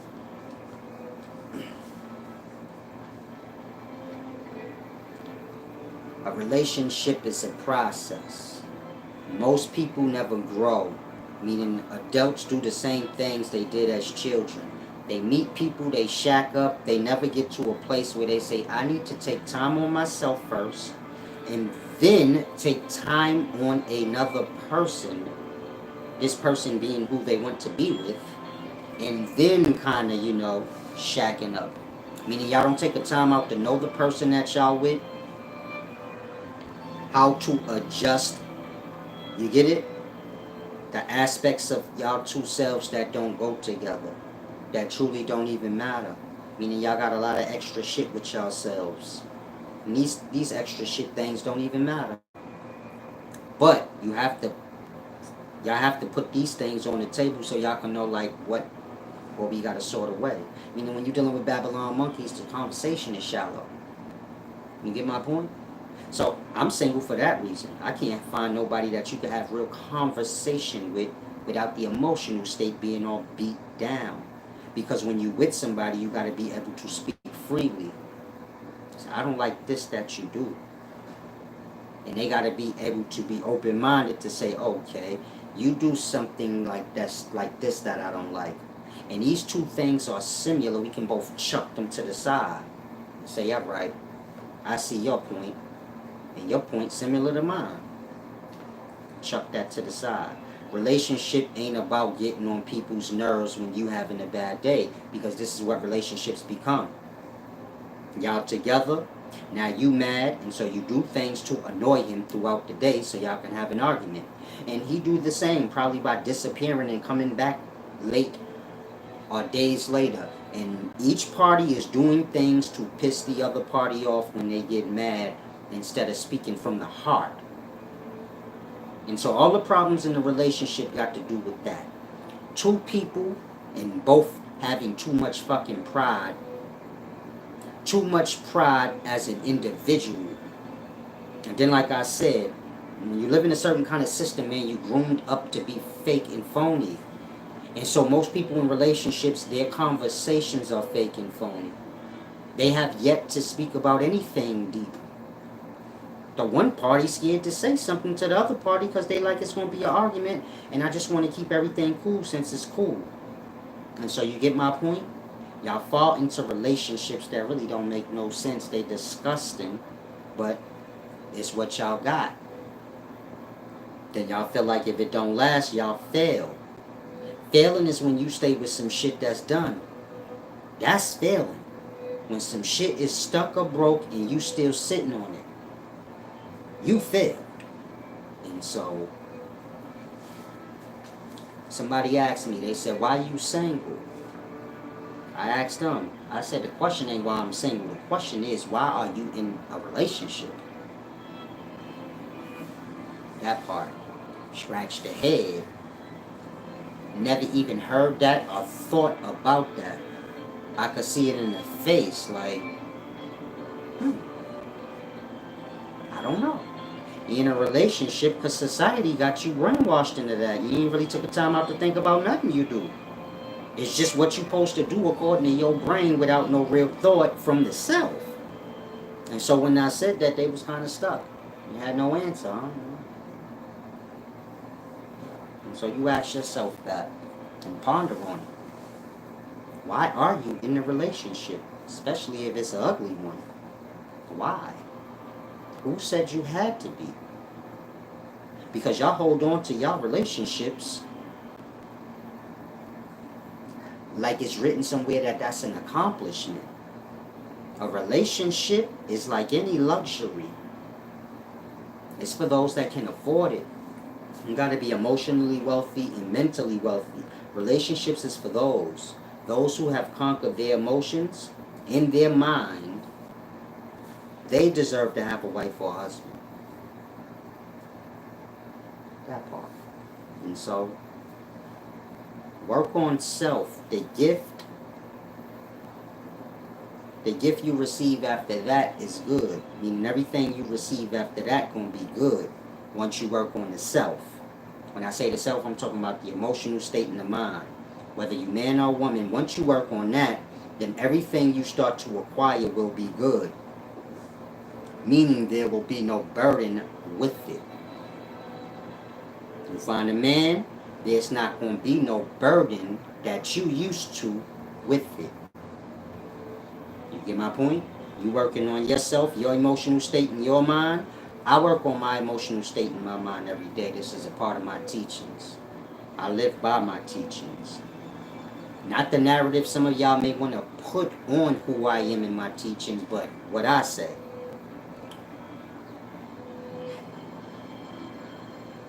Whatever women and men are doing the same right now, at some point we will meet in life and be a glory for one another.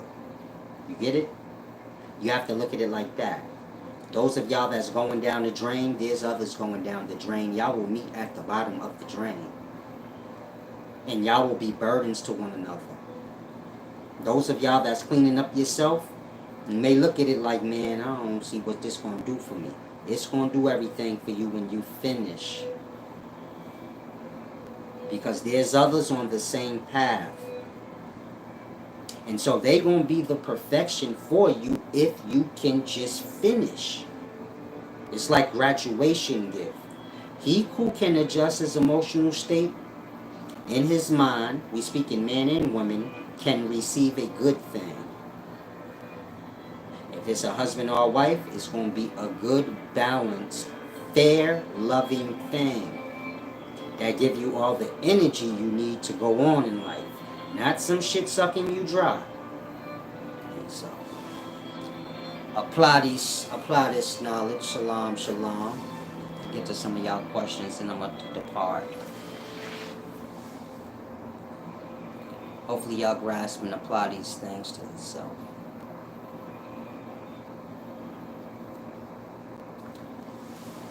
I see a woman, I can't never pronounce your name, but she said, for the most part, women are misunderstood. Women are not misunderstood.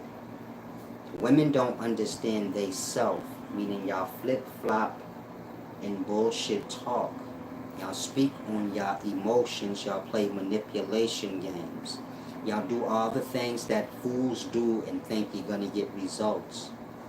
If a woman could be real with herself, then she will realize these things.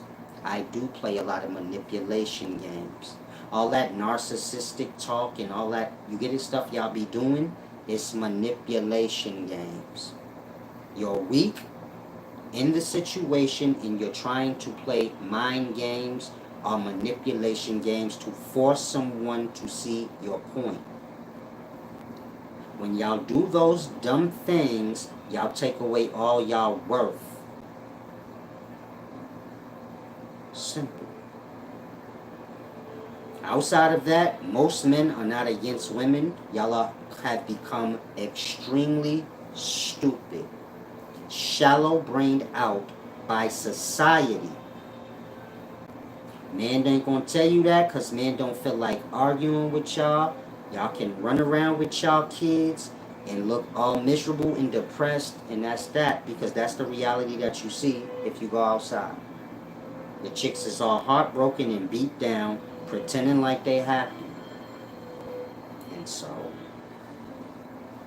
y'all not misunderstood. Y'all misunderstand y'all own self. Meaning y'all lost in the world, y'all lost in y'all emotions, and y'all lost in gossip and rumor.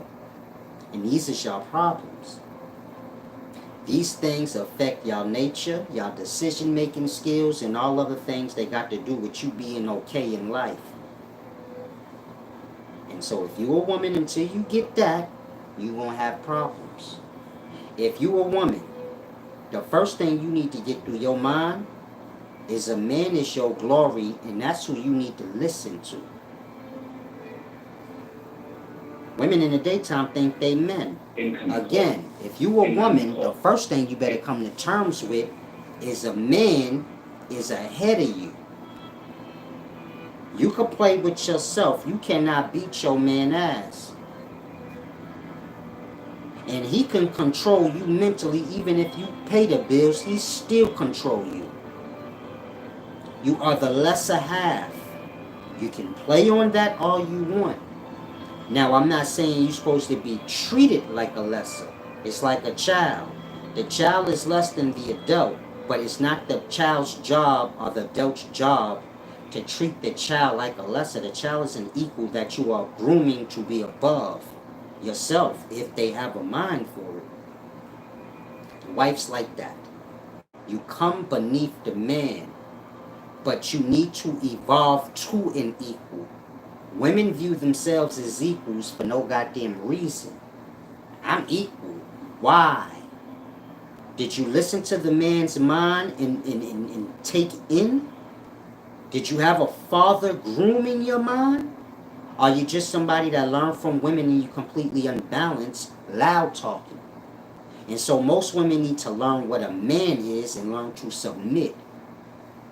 Meaning go with the true laws of nature. Again, your man can whoop your ass. You know that. He's stronger than you emotionally and mentally, and you know that. And so you go with the laws of nature. Meaning you learn from him. You strengthen him so he can strengthen you. You get it? And you learn from him. If you say, my man dumb, well, you picked a dumb man, and it's because, like I said, you make your decision based off emotion and rumor and gossip. Meaning you picked your man based off one of those things. Rumor and gossip of who he was, because you was just emotional and desperate for a man. And so you get my point? You got to get to a place where you become aware of life and its natures. When y'all have a son, y'all view him as that part. When a woman has a son, how you view that son as something strong. Women have daughters, but they always want a boy. Play with yourself if you want. Women will keep having kids just to get that son. They view it as something different. And so you better view your man like that. That part. He your strength, mentally and emotionally. He's the bar you can raise to, or you can bring his bar down. A real man ain't gonna let you do that. Gonna kick you to the curb. But you get my point? A man not gonna argue back and forth with no woman. He gonna leave you. He know his worth. He a real man. A lot of y'all fuck with bum clown niggas. Lost into impressing the world. And so you get it? Y'all curse them out. Y'all take care of them. Y'all lose y'all perspective on what real men are. Real men ain't about to do that with you. The moment you want to argue, we done. You got to learn to communicate, not argue. Like, women subconsciously have that mind.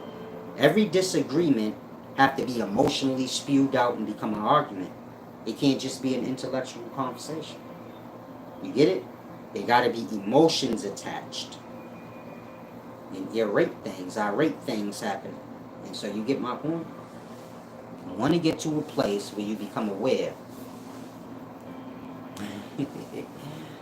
Lion Zion said, I seen a video on YouTube where they said solace is actually easy E. Shalom, shalom. Yeah, y'all retarded. Peace and wisdom.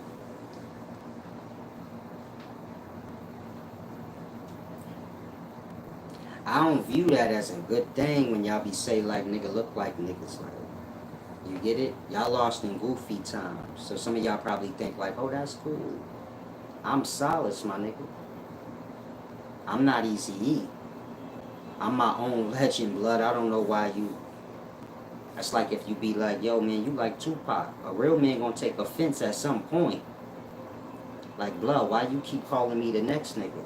Do I need you to fully understand who I am? I got the same worth, man. Whether you see that or not, I can make you get it. Like, I don't idolize people. I got self-love and worth. Whatever Eazy-E is, whatever great thing he is, I view myself as of equal worth, if not more.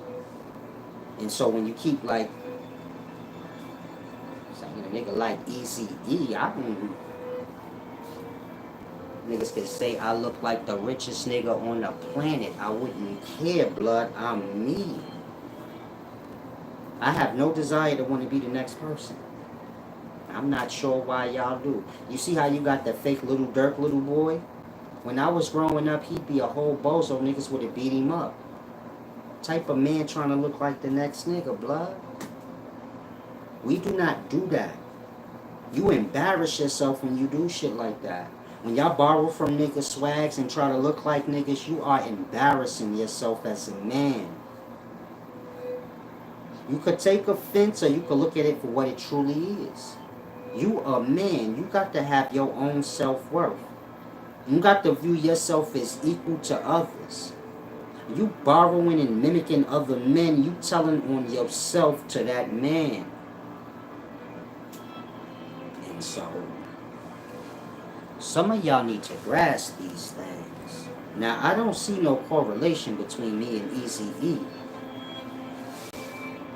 But if y'all do salam shalom, easy, short, stocky, he's like 5'2", 5'1", stocky. I'm like 5'5", 5'6", slim. If we were standing next to each other, we wouldn't look nothing the same. Not even close. So I don't know what y'all be looking at. But Salam a little perky, yo. Yeah, that kid, man. Y'all weird in the daytimes. I know if I had a little brother, he would not be able to be doing no bozo ass shit. Not on my watch. But fuck out of here with that, man. You weird. Nigga gonna wanna fucking chalk out dirt and gonna shoot him. Yeah, the dude have to be trolled. I seen the video too.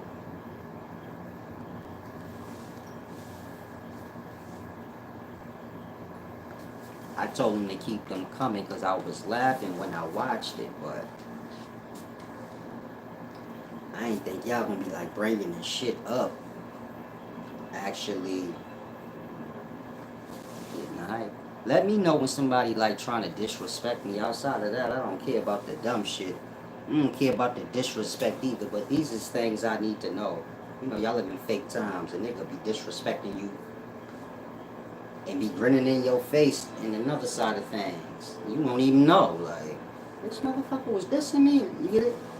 We live in them kind of times, so let me know those things for that purpose, just so I can keep everything on the up and up for my own environment, my own self. And I do the same with those. If I see some weirdo shit going on, I let them know. Not for the sake of them to lose their mind and get all emotionally attached. You above that. Bozo shit. But at least now you know how to, you know when you see a nigga to duck him, like, you try to get your pound, but just knock him out. So kind of grass. Now, if y'all have any questions, ask before I depart. Trill Chris says, sometimes it feels like I won't find anyone that's truthful. You won't. Your mind and your emotional state is what you gotta live out. So you can't feel like you're not gonna find somebody truthful, then find somebody truthful. That you ain't telling the mind that's what you want. You telling the mind everybody ain't shit. So in that, the life gotta reflect that for you, meaning all the ain't shit people gonna be gravitated towards you because that's what you call for, or that's what you notice for whatever reason. Life gotta be balanced. You gotta change your mind. When you're feeling low and helpless, then you got to change the mind because you manifesting that out. You don't look at it like life ain't happening to you. You happening to life. You can't just sit and get beat up and feel like, man, I don't think there's no good women out here. Ain't no good women out here because that's the mindset or vibration you're on, and so that's all you are going to attract. It has to work like that. Everybody has to get what the subconscious calls for. That's the soil mind. That's the part of the mind that manifests. You see how you wake up from your unconscious mind? Again, that's the soil mind. Things manifest out of that. And so you want to be conscious of what your unconscious mind is thinking. What you presently thinking and all of that, the conscious mind don't matter. Meaning whatever you thinking consciously don't matter.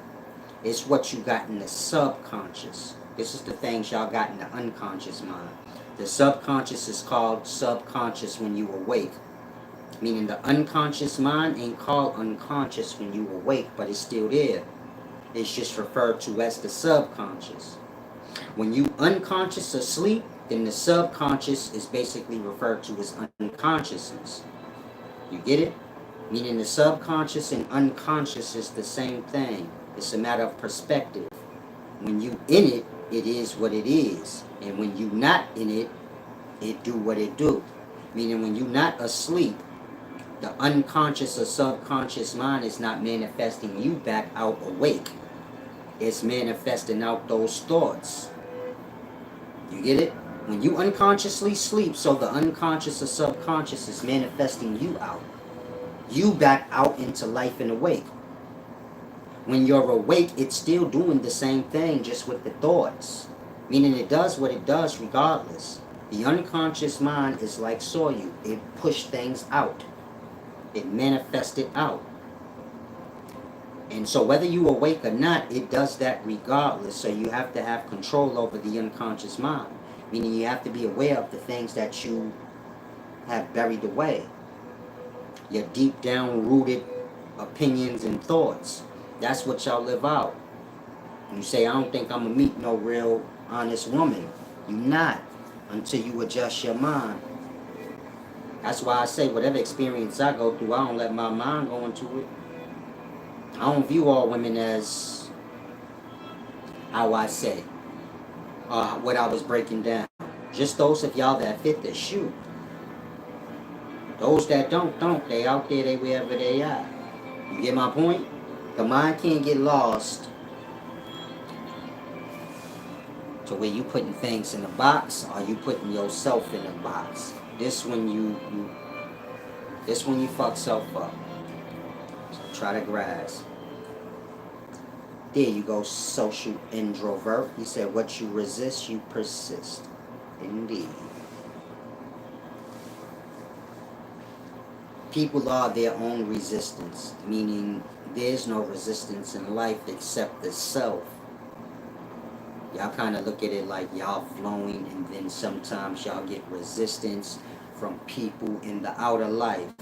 Y'all don't get no resistance from the outer life and people. Y'all start to get resistance from self. Meaning that sometimes in y'all flow, y'all start to resist yourselves. I guess y'all start to feel bigger than the environment. Or y'all start to feel bigger than where you at. If you somebody and you where you at, and you like, you starting to look at yourself like a loser, like you ain't doing nothing with yourself, that just mean that. You starting to view yourself as bigger than the circumstance and the conditions you under. That's the resistance. You get my point? Y'all are y'all own resistance when y'all change y'all flow. Y'all flip-flop in between the duality. This side to that side.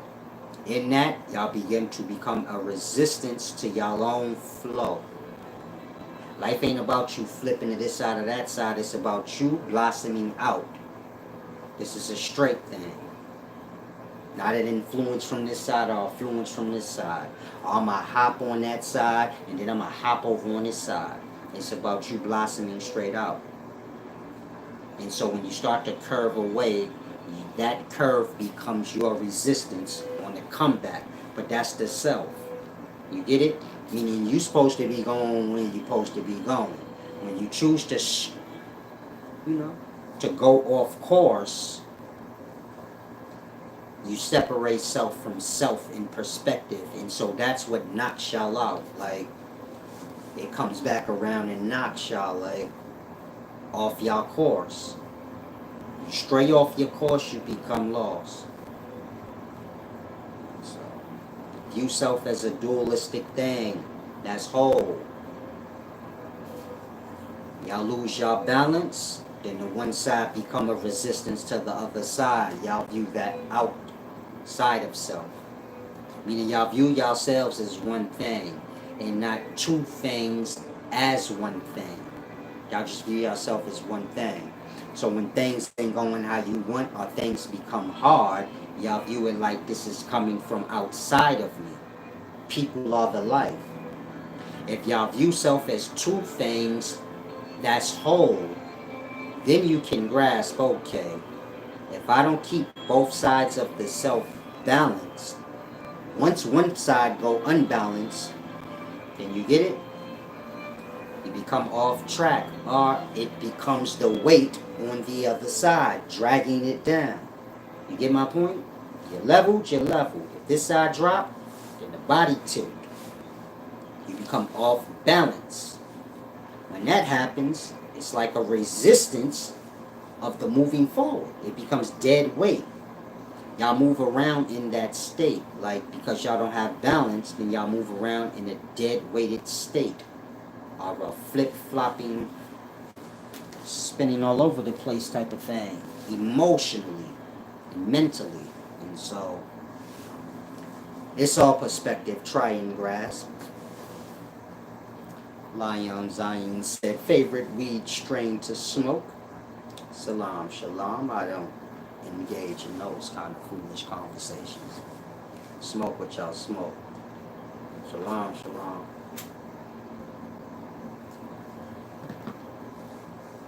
Ask me how to quit. Not the things that's gonna bring y'all deeper in. It's cool, you say you smoking, that's fine. Just as long as you got what I said, I heard you. I'm smoking too. Got it. Just make sure you heard what I said. And we ain't gotta be a burden to each other.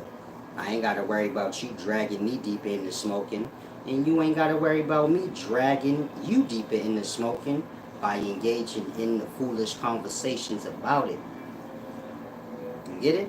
Whatever we do in life, we ain't got to promote it. You just do your smooth thing, like, you get it? Every aspect of everything we do is not going to be good or healthy to the self.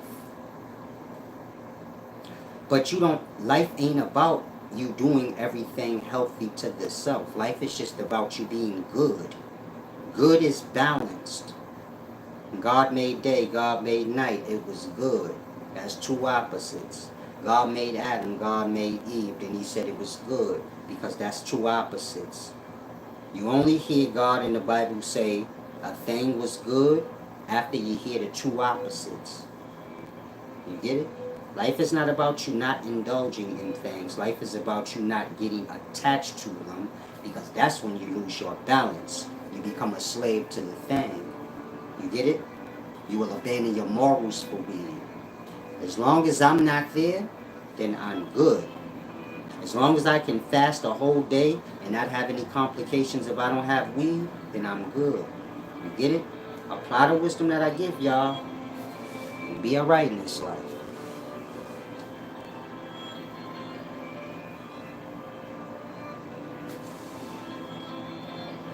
Don't take offense. I'm not an old man, so my voice still strong. Got music and shit playing, so you get it? I'm just a man. I speak firmly, but it don't mean nothing. A lion got a loud growl, but he's just a lion. That's how he growl. You gotta just know. Y'all got like systematic perspective of things. Y'all have a perspective of a wise man that's truly a slave of a system that he in. Where he's still trying to kind of act like he got to do what he told, and he got to care about people's perspectives of how he act. A wise man to y'all is almost like a nigga at work. He like a nigga at work that got rules.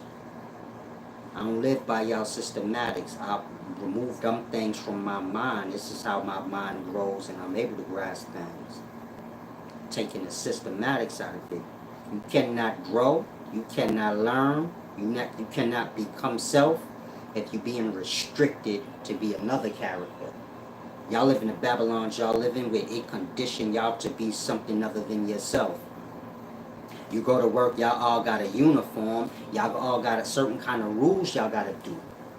In that, y'all become characters that's not truly yourselves. Y'all promote that. Like, you got to be like this. It's like you a slave that's controlled, so subconsciously you promote it. You say a wise man ain't supposed to smoke because you thinking from the perspective of all your rules and boundary lines you got for yourself. Y'all not looking at it like, damn, he really is free because he don't give a fuck what we think. Say, damn, we might look at him smoking and be like, I ain't following no nigga that smoke. He don't give a fuck if he lose. He be himself still. You get it? Like that, y'all have to get there. Where y'all adjust and y'all know y'all ways and y'all balance. And nobody can manipulate you off it. You understand? Should I smoke? I want to say no, but that's not truth. I should not get attached to where I'm doing things against my morals for it. Some of y'all will rob people for weed, and if you a cokehead, you will rob somebody, you will steal. I don't steal. I was just in Bed-Stuy Fish Fry on Monday, and somebody left their little $20 up on the thing. A lady in front of me. There was people behind me. I see her fumbling, I told her. Meaning I was never going to take her money. I was just going to leave it on the counter. I didn't know who money that was. I just know it wasn't mine. So it wasn't even a thought in my mind like reach for it and take it. There's other people's here. It ain't mine, so whoever's it is, I suppose they're going to get it at some point. Now most of y'all like, my mind don't work like that. I would have took that. That's what I'm saying. I'm different from you. But I don't have the hardships y'all have, meaning everything balanced with me. I don't have no hardship. I pulled out hella $100 bills and paid for my shit. You get it? Like that. Yeah, I could have took it. Had hella hundreds in the pocket and still took it. I could have been somebody last. It don't matter whose it is. It wasn't yours. And so you just leave it. And so I move like that so life can flow with me that way. If I lose something, I'll find it because I live like that. Now life will do you better. You won't lose shit. And so you won't have to worry about that. But use the example. Try and grasp. Hopefully y'all do. Life is a lot of being aware and paying attention. Being in environments where your growth or your decline is not judged. You get it? But it's just aspects of learning. Think of it like a group. One person in the group starts to fall short. The other group members don't judge that person, but they just use their hardship for the lesson for their own self. You get it? All this lesson, all this learning, and they help the person get back on their feet. Now when that person falling, the whole knows that experience. You get it?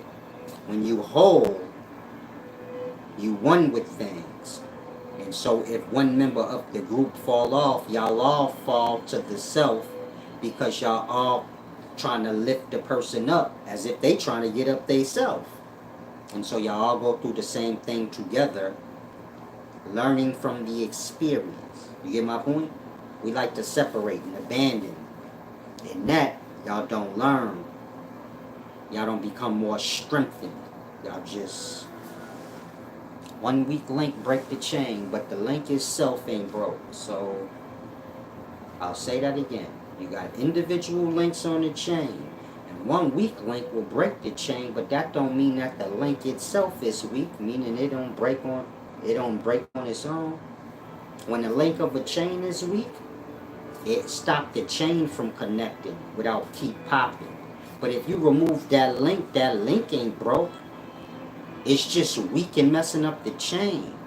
Meaning it got whatever dysfunction it got, but it ain't broken or snapped or like that.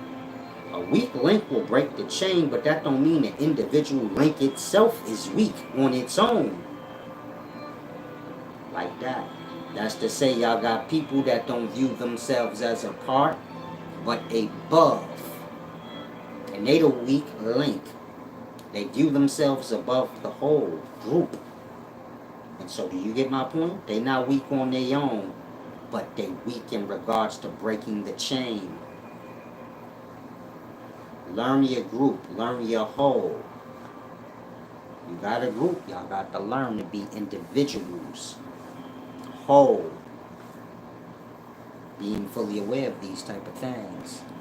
Now I'm going to depart. If anyone wants to give back, y'all can click the description arrow. My links are there. I got a couple of books coming out soon. RDF and Land and Resource book. And a deep book with some never before heard knowledge. Now, when y'all get back, I will be returning to do the rest of this video explaining exactly what the handbag is in regards to the baby. Because the handbag or the placenta is something, but it's going to blow y'all mind when I tell y'all what it is. Trill Chris said, can worldly events like war affect our individual lives even if we don't pay attention to them? Salam, champ. I'm not sure how old you are. You're asking questions that you know. You get my point? You live in a world, there's a war going on now. You're not stupid. You know my point? What you doing right now is what's like the pinnacles of stupid. And so, apply what I just said to yourself. You asking me a question, you can answer your own self. Unless you about to tell me you're not in this world and you know nothing of wars happening in this world. And you can't answer for yourself using your own self, whatever you asking. You get it? And so, some of y'all dumbed out like that. That happened because y'all watch these videos with 50,000 opinions on the same thing y'all seen y'all own self. Stupid shit. Y'all know what I'm talking about. One event happened and then y'all watch 18 different videos of different motherfuckers speaking about the same event and they be like, this is my take. That's when I cut the video off. I said, it's programming monkey. It just annoys me. And so y'all know what I'm talking about. Y'all see it all day long. Everybody do the same shit. Here's my take on this. After y'all watch 50,000 takes on the same event, then what happens is you ask a question that you can ask your own goddamn self.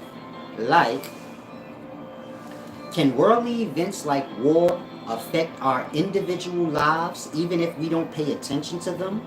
You live in this life, there's a war, many wars happening right now. Somehow you can answer that for your own self. You asked it like you don't live in life.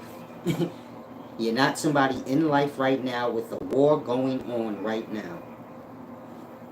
You ask it like, I don't know how that happens, but I'm saying it so y'all can kind of become aware of that. You got to see how stupid you are to make adjustments.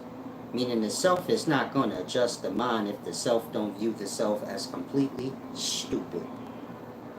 Some of y'all are completely stupid. It's not a bad thing, you just are. It's because you don't take a time on yourself.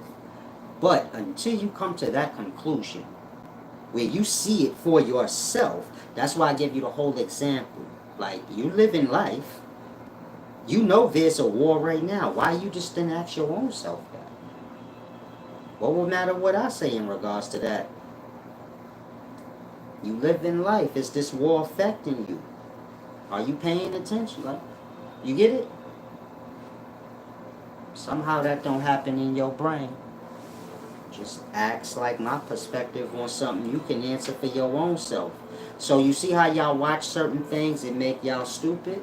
In that way, where you no longer even look for your own perspective. You think everything in life is like a YouTube video where you're supposed to get somebody else's perspective. Subconsciously. When you start asking people their perspective on things you can answer for yourself, then that means the brain stagnant. You turned it off. And so that's what YouTube do to y'all. Come on here. If I'm somebody you watch for wisdom, you clock in here, you get your wisdom from me, you can go watch the Animal Channel or something like this. Start using it for things that's good for you. In terms of teaching and wisdom, you find one teacher, you learn there. Flip-flopping your mind around, teachers don't got nothing to do with each other. The one teacher might be jealous of the other. And so he gonna tell you whatever he gonna, you get it? You playing games on yourself. It's like learning from two ops. Man, they both gonna play games on you because they both don't like each other. And so whatever the one tell you, the other gonna tell you it's wrong just because he don't like that motherfucker, period. And so they both gonna play games on you. You get my point? And so you gotta find what you know is sharp-minded. Learn there Watch movies on YouTube, whatever, but don't be getting lost in all the fake teaching stuff. You should be alright. I would recommend you, I have things to do, like, have idle time, where it's like, oh, I could just sit and do nothing. There's always something for me to do. So after I end this video, I still got 2 books I gotta finish. You see my point? There's always something that I can do that don't have to do with a TV or none of the outside of myself stuff. Try to find your place like that, where you have things that have to do with the self that you enjoy, and you don't need to be entertained by things outside of the self.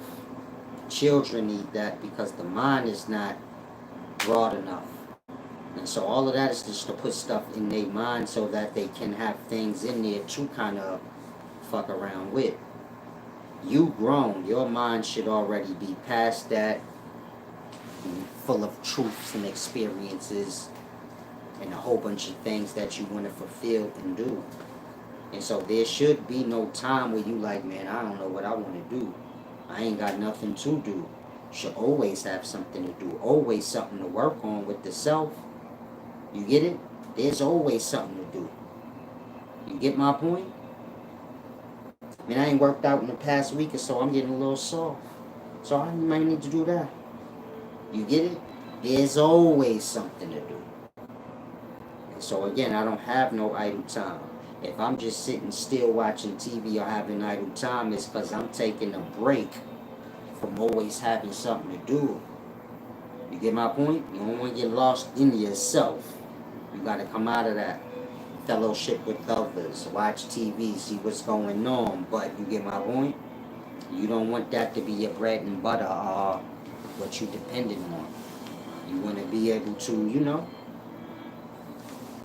be self-aware, so you already know all the things you got to work on, whether it be things in regards to your job and your works, or whether it got to do with things in regards to your emotional state in your mind.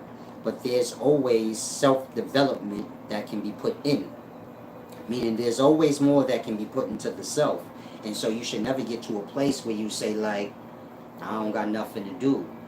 That means you're not putting yourself into the equation of your life, because there's always something to do in regards to self, unless you're perfect. And I don't know what that is. Meaning even me perfect, I feel like I can get perfecter. You get it? I'm not saying I'm perfect. I'm saying if I was perfect, I can't say if I ain't or if I am. Because like I said, there's always work.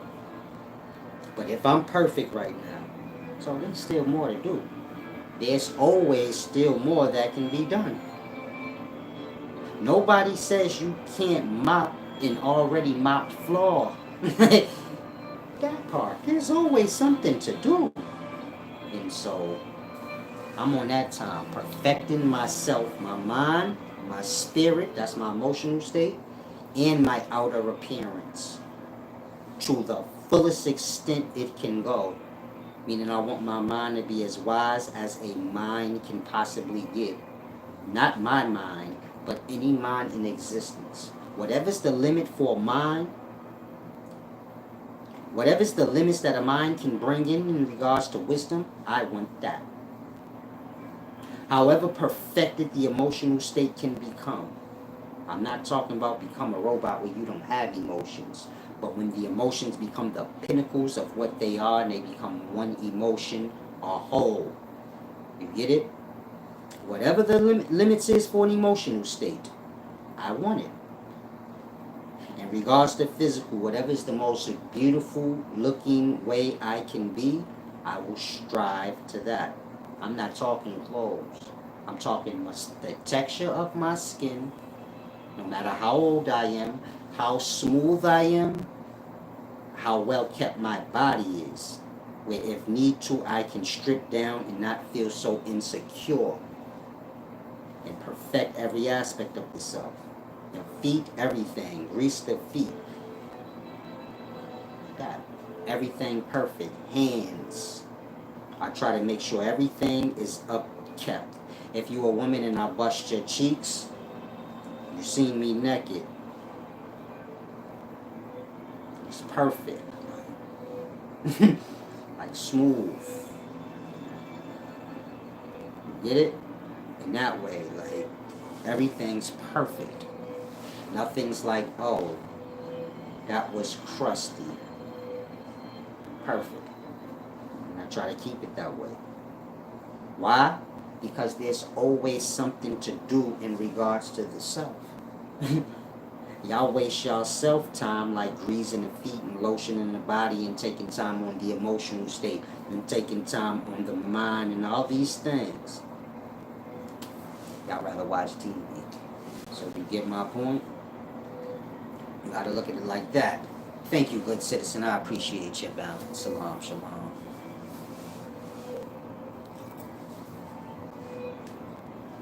Salam, shalom. Thank you, good citizen.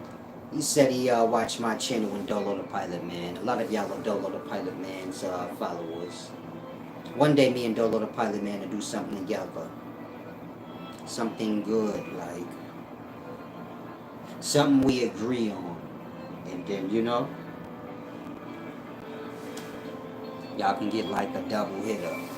He can't beat me in a debate, so I don't want to play those kind of games. But I do respect everybody's efforts, like, and I can't say how wise he is in comparison to other people. I don't know. But if you ain't wiser than me, we can still do something together. I'm sure there's something we agree on where you, I don't know how to explain it. Everybody knows I'm wiser than them that teach. Meaning a lot of me and these people already spoke, so everybody already know. And so, you get my point? From my aspect, ain't nothing to prove in terms of that. I figure like y'all already know, but y'all don't actually. You get my point? Just they do. Like, they found me before y'all. Meaning the teachers learned from me, a lot of them. And so I get followers in that way. Meaning some of y'all come from different channels of whoever. But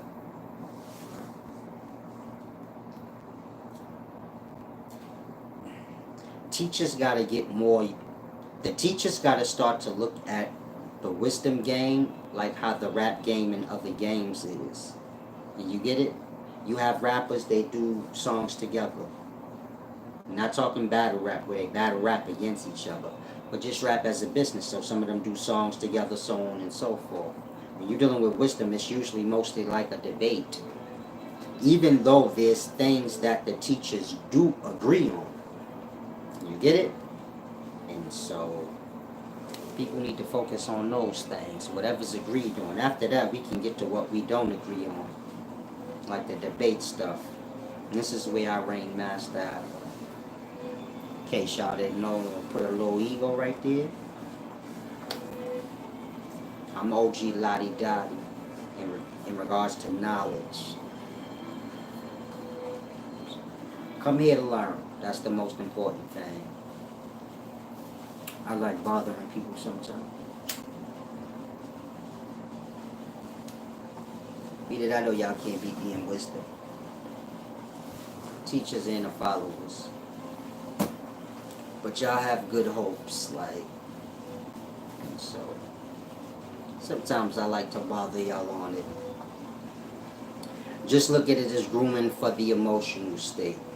Still got aspects of self that you just can't be truth to self with.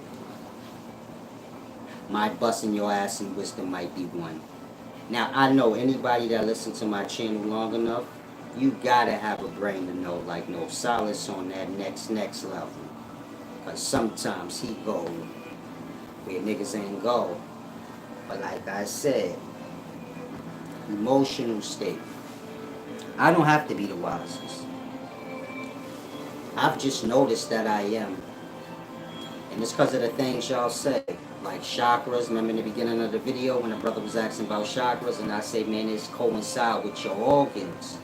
Y'all never heard that really. Y'all know that, but y'all never really heard that like that. Like with that detail, where you like, oh yeah, that do make sense. My chakras are aligned. they do align with my organs, and so in that, if my chakras are activated, because my organs are working. You get it? Meaning y'all chakras don't need to be activated, they are, that's why y'all alive. That's why y'all organs work. Heart chakra, throat chakra. They got to do with the organs. The points of the organs, like. Now, y'all wisdom on chakras is something fake, but when you're dealing with chakras, this go back to Kabbalah magic and your 10 Sephiroth. 7 of them being physical, are physical lights you could see. 3 of the 10 Sephiroth, they represent the unseen mind. So you have 10 Sephiroth or 10 lights. These lights represent awareness. It's not about lights that you can see, but awareness is true light. Being able to perceive, hear, see. These 10 lights of God, 3 of them cannot be seen as any color. Light and color coincides. 3 of the lights, or 3 of the colors, cannot be seen because they represent the unseen mind. That's Keter, Chakra, and Binah. They represent the 3 parts of the mind space which is unseen. Y'all have awareness, meaning conscious awake. Y'all have a dream state of awakeness, where y'all physical bodies and y'all are not in physical life, but y'all still have an awareness to go to. And then y'all have complete unconsciousness. 3 states of the mind. Keter, Chakra, and Binah represent those 3 states. And so the first 3 lights are unseen. The 7 lights after those 3, which is the rest of the 10, these are your seen aspects of the light. This is your chakras. You get it? So you can look at it like Keter, Chakra, Binah's up here, and then meaning the crown, all above the top. Keter, Chakra, Binah unseen at the top. And then the 7 Sephiroth are the chakra points. Like that. And so, if you understand the Kabbalah, which is where that derives, then you'll understand chakras accurately and what they coincide with. And so,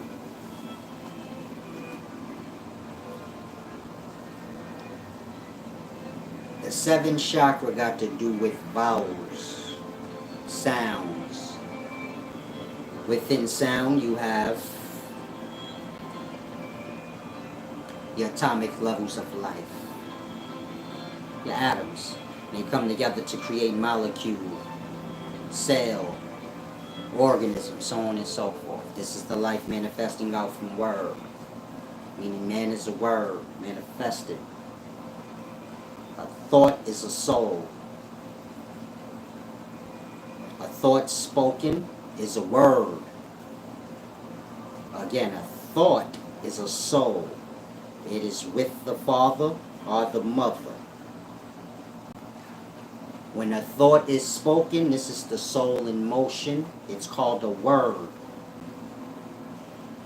That word is air, so it has the atomic levels of life in it. This is all the syllables in the word. Word has what?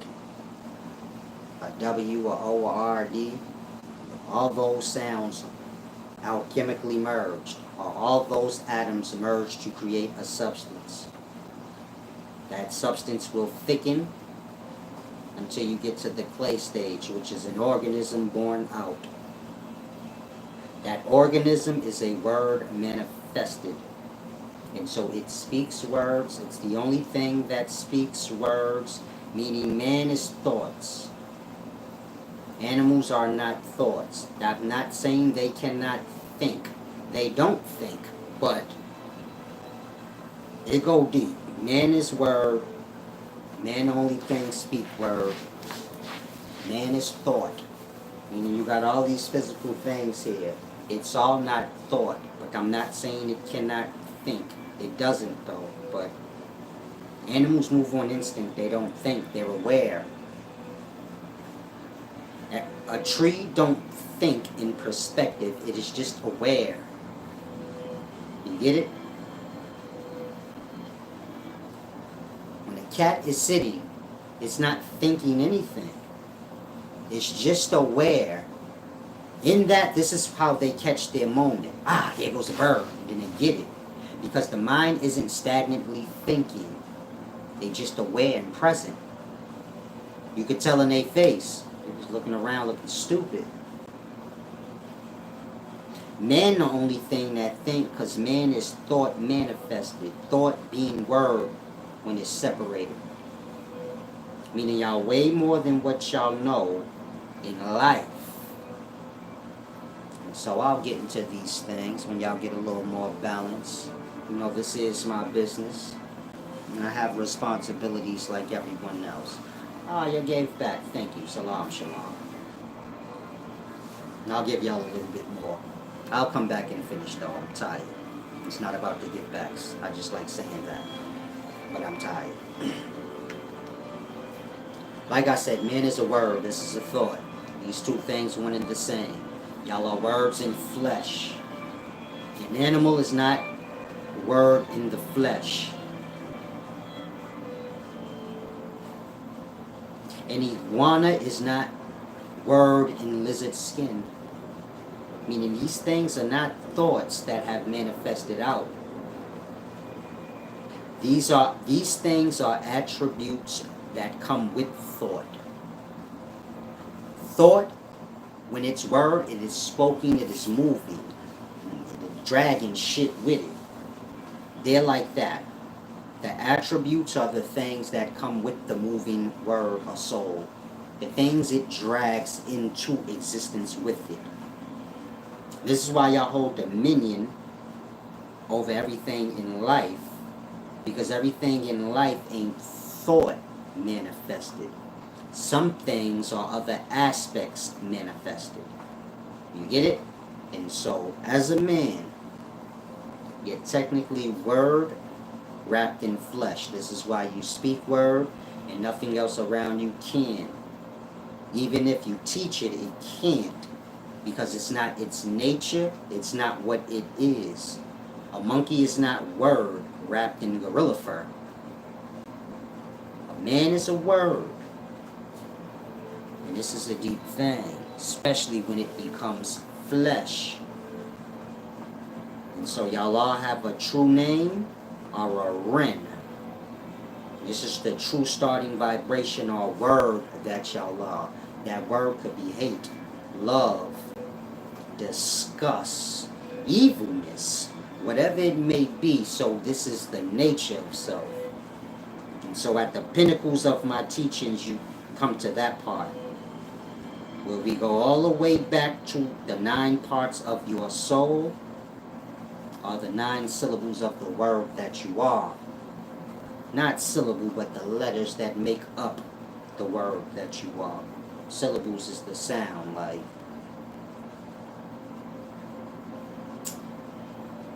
Mississippi. You get it? That's the syllables. But I'm speaking of like the word itself and the letters it contains. When you're dealing with ancient Egyptian teachings, these ones is the most refined. These are the ones I understand the most out of them all. I'm good with Sumer, the Bible, all of that. Of course, a lot of these things come from ancient Egypt, but ancient Egypt is the most thorough in regards to nothing being missing. They start from the abyss, like the unconscious, in all aspects. Not just the physical body going unconscious, but they start from unconsciousness itself.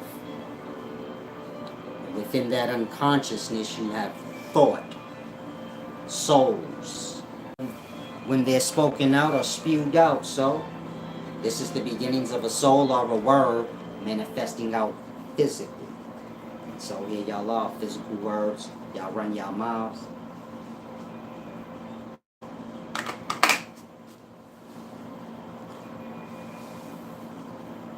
Principles in life. All is a result of the thought.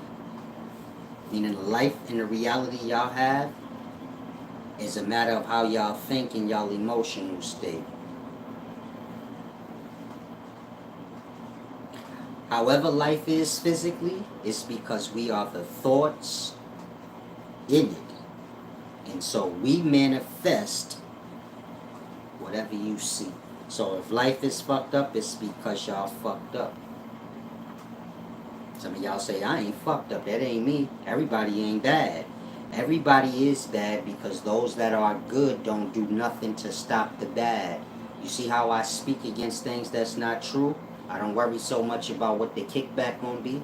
I might get blackballed, all kind of weird, strange things. I don't even bring it to y'all attention because I ain't worried about it. A nigga could threaten my life. I wouldn't even bring it up because I'll smoke his boot, so I wouldn't care. Like, come. It hasn't happened yet, but if it did, I'm cut different. I come from the streets for real. If a nigga tell me he got beef, I don't tell nobody I got pride, my nigga. I'ma smoke him out his boots. How did he give me the heads up? I mean, you think I'm ass, like, I come from the life where they don't give you no heads up. Cause you mad real like that, so you gotta get snuck. If you tell me, like, nah, we got beef, I'm gonna kill you. You know how y'all get death threats? I take offense to that, blood. You just gonna give me the heads up that you gonna kill me, so you think I'm soft, like. So then I want it to happen like, shit different. My mind different, but I don't suppose I'm never gonna get any death threats. I don't think I'm gonna get any death threats, anything like that. But try to grasp the point, you know. Whatever that was, I forgot. Salam, shalom. Now, thank you, good citizen Myron 01. Peace and wisdom, Morgan Alexander. I remember I was speaking about the man being the word in the flesh, but I was done. But I was about to say something a little extra to get y'all, but like I said, it wasn't that important. Now, hopefully y'all grasp. I will return after I recharge all these souls I gave away, you know, word. Speaking for an extended amount of time, it will dry you out. You need your words. It's a part of your soul. You understand? Like, I'm giving y'all my mind, literally, like, the souls of you. So, if you somebody that speak, I've been speaking for 2 hours and 48 minutes.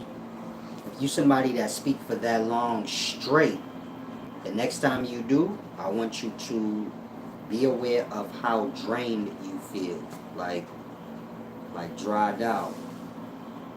Of course, you're gonna get dehydrated when you're talking, but I keep juice, and I still feel like somebody that will feel when they get dehydrated. You get my point? Like when I'm doing the videos long, now I feel dried out, but like dehydrated.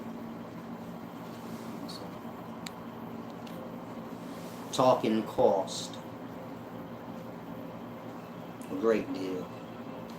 Big Hussein, salam, shalom.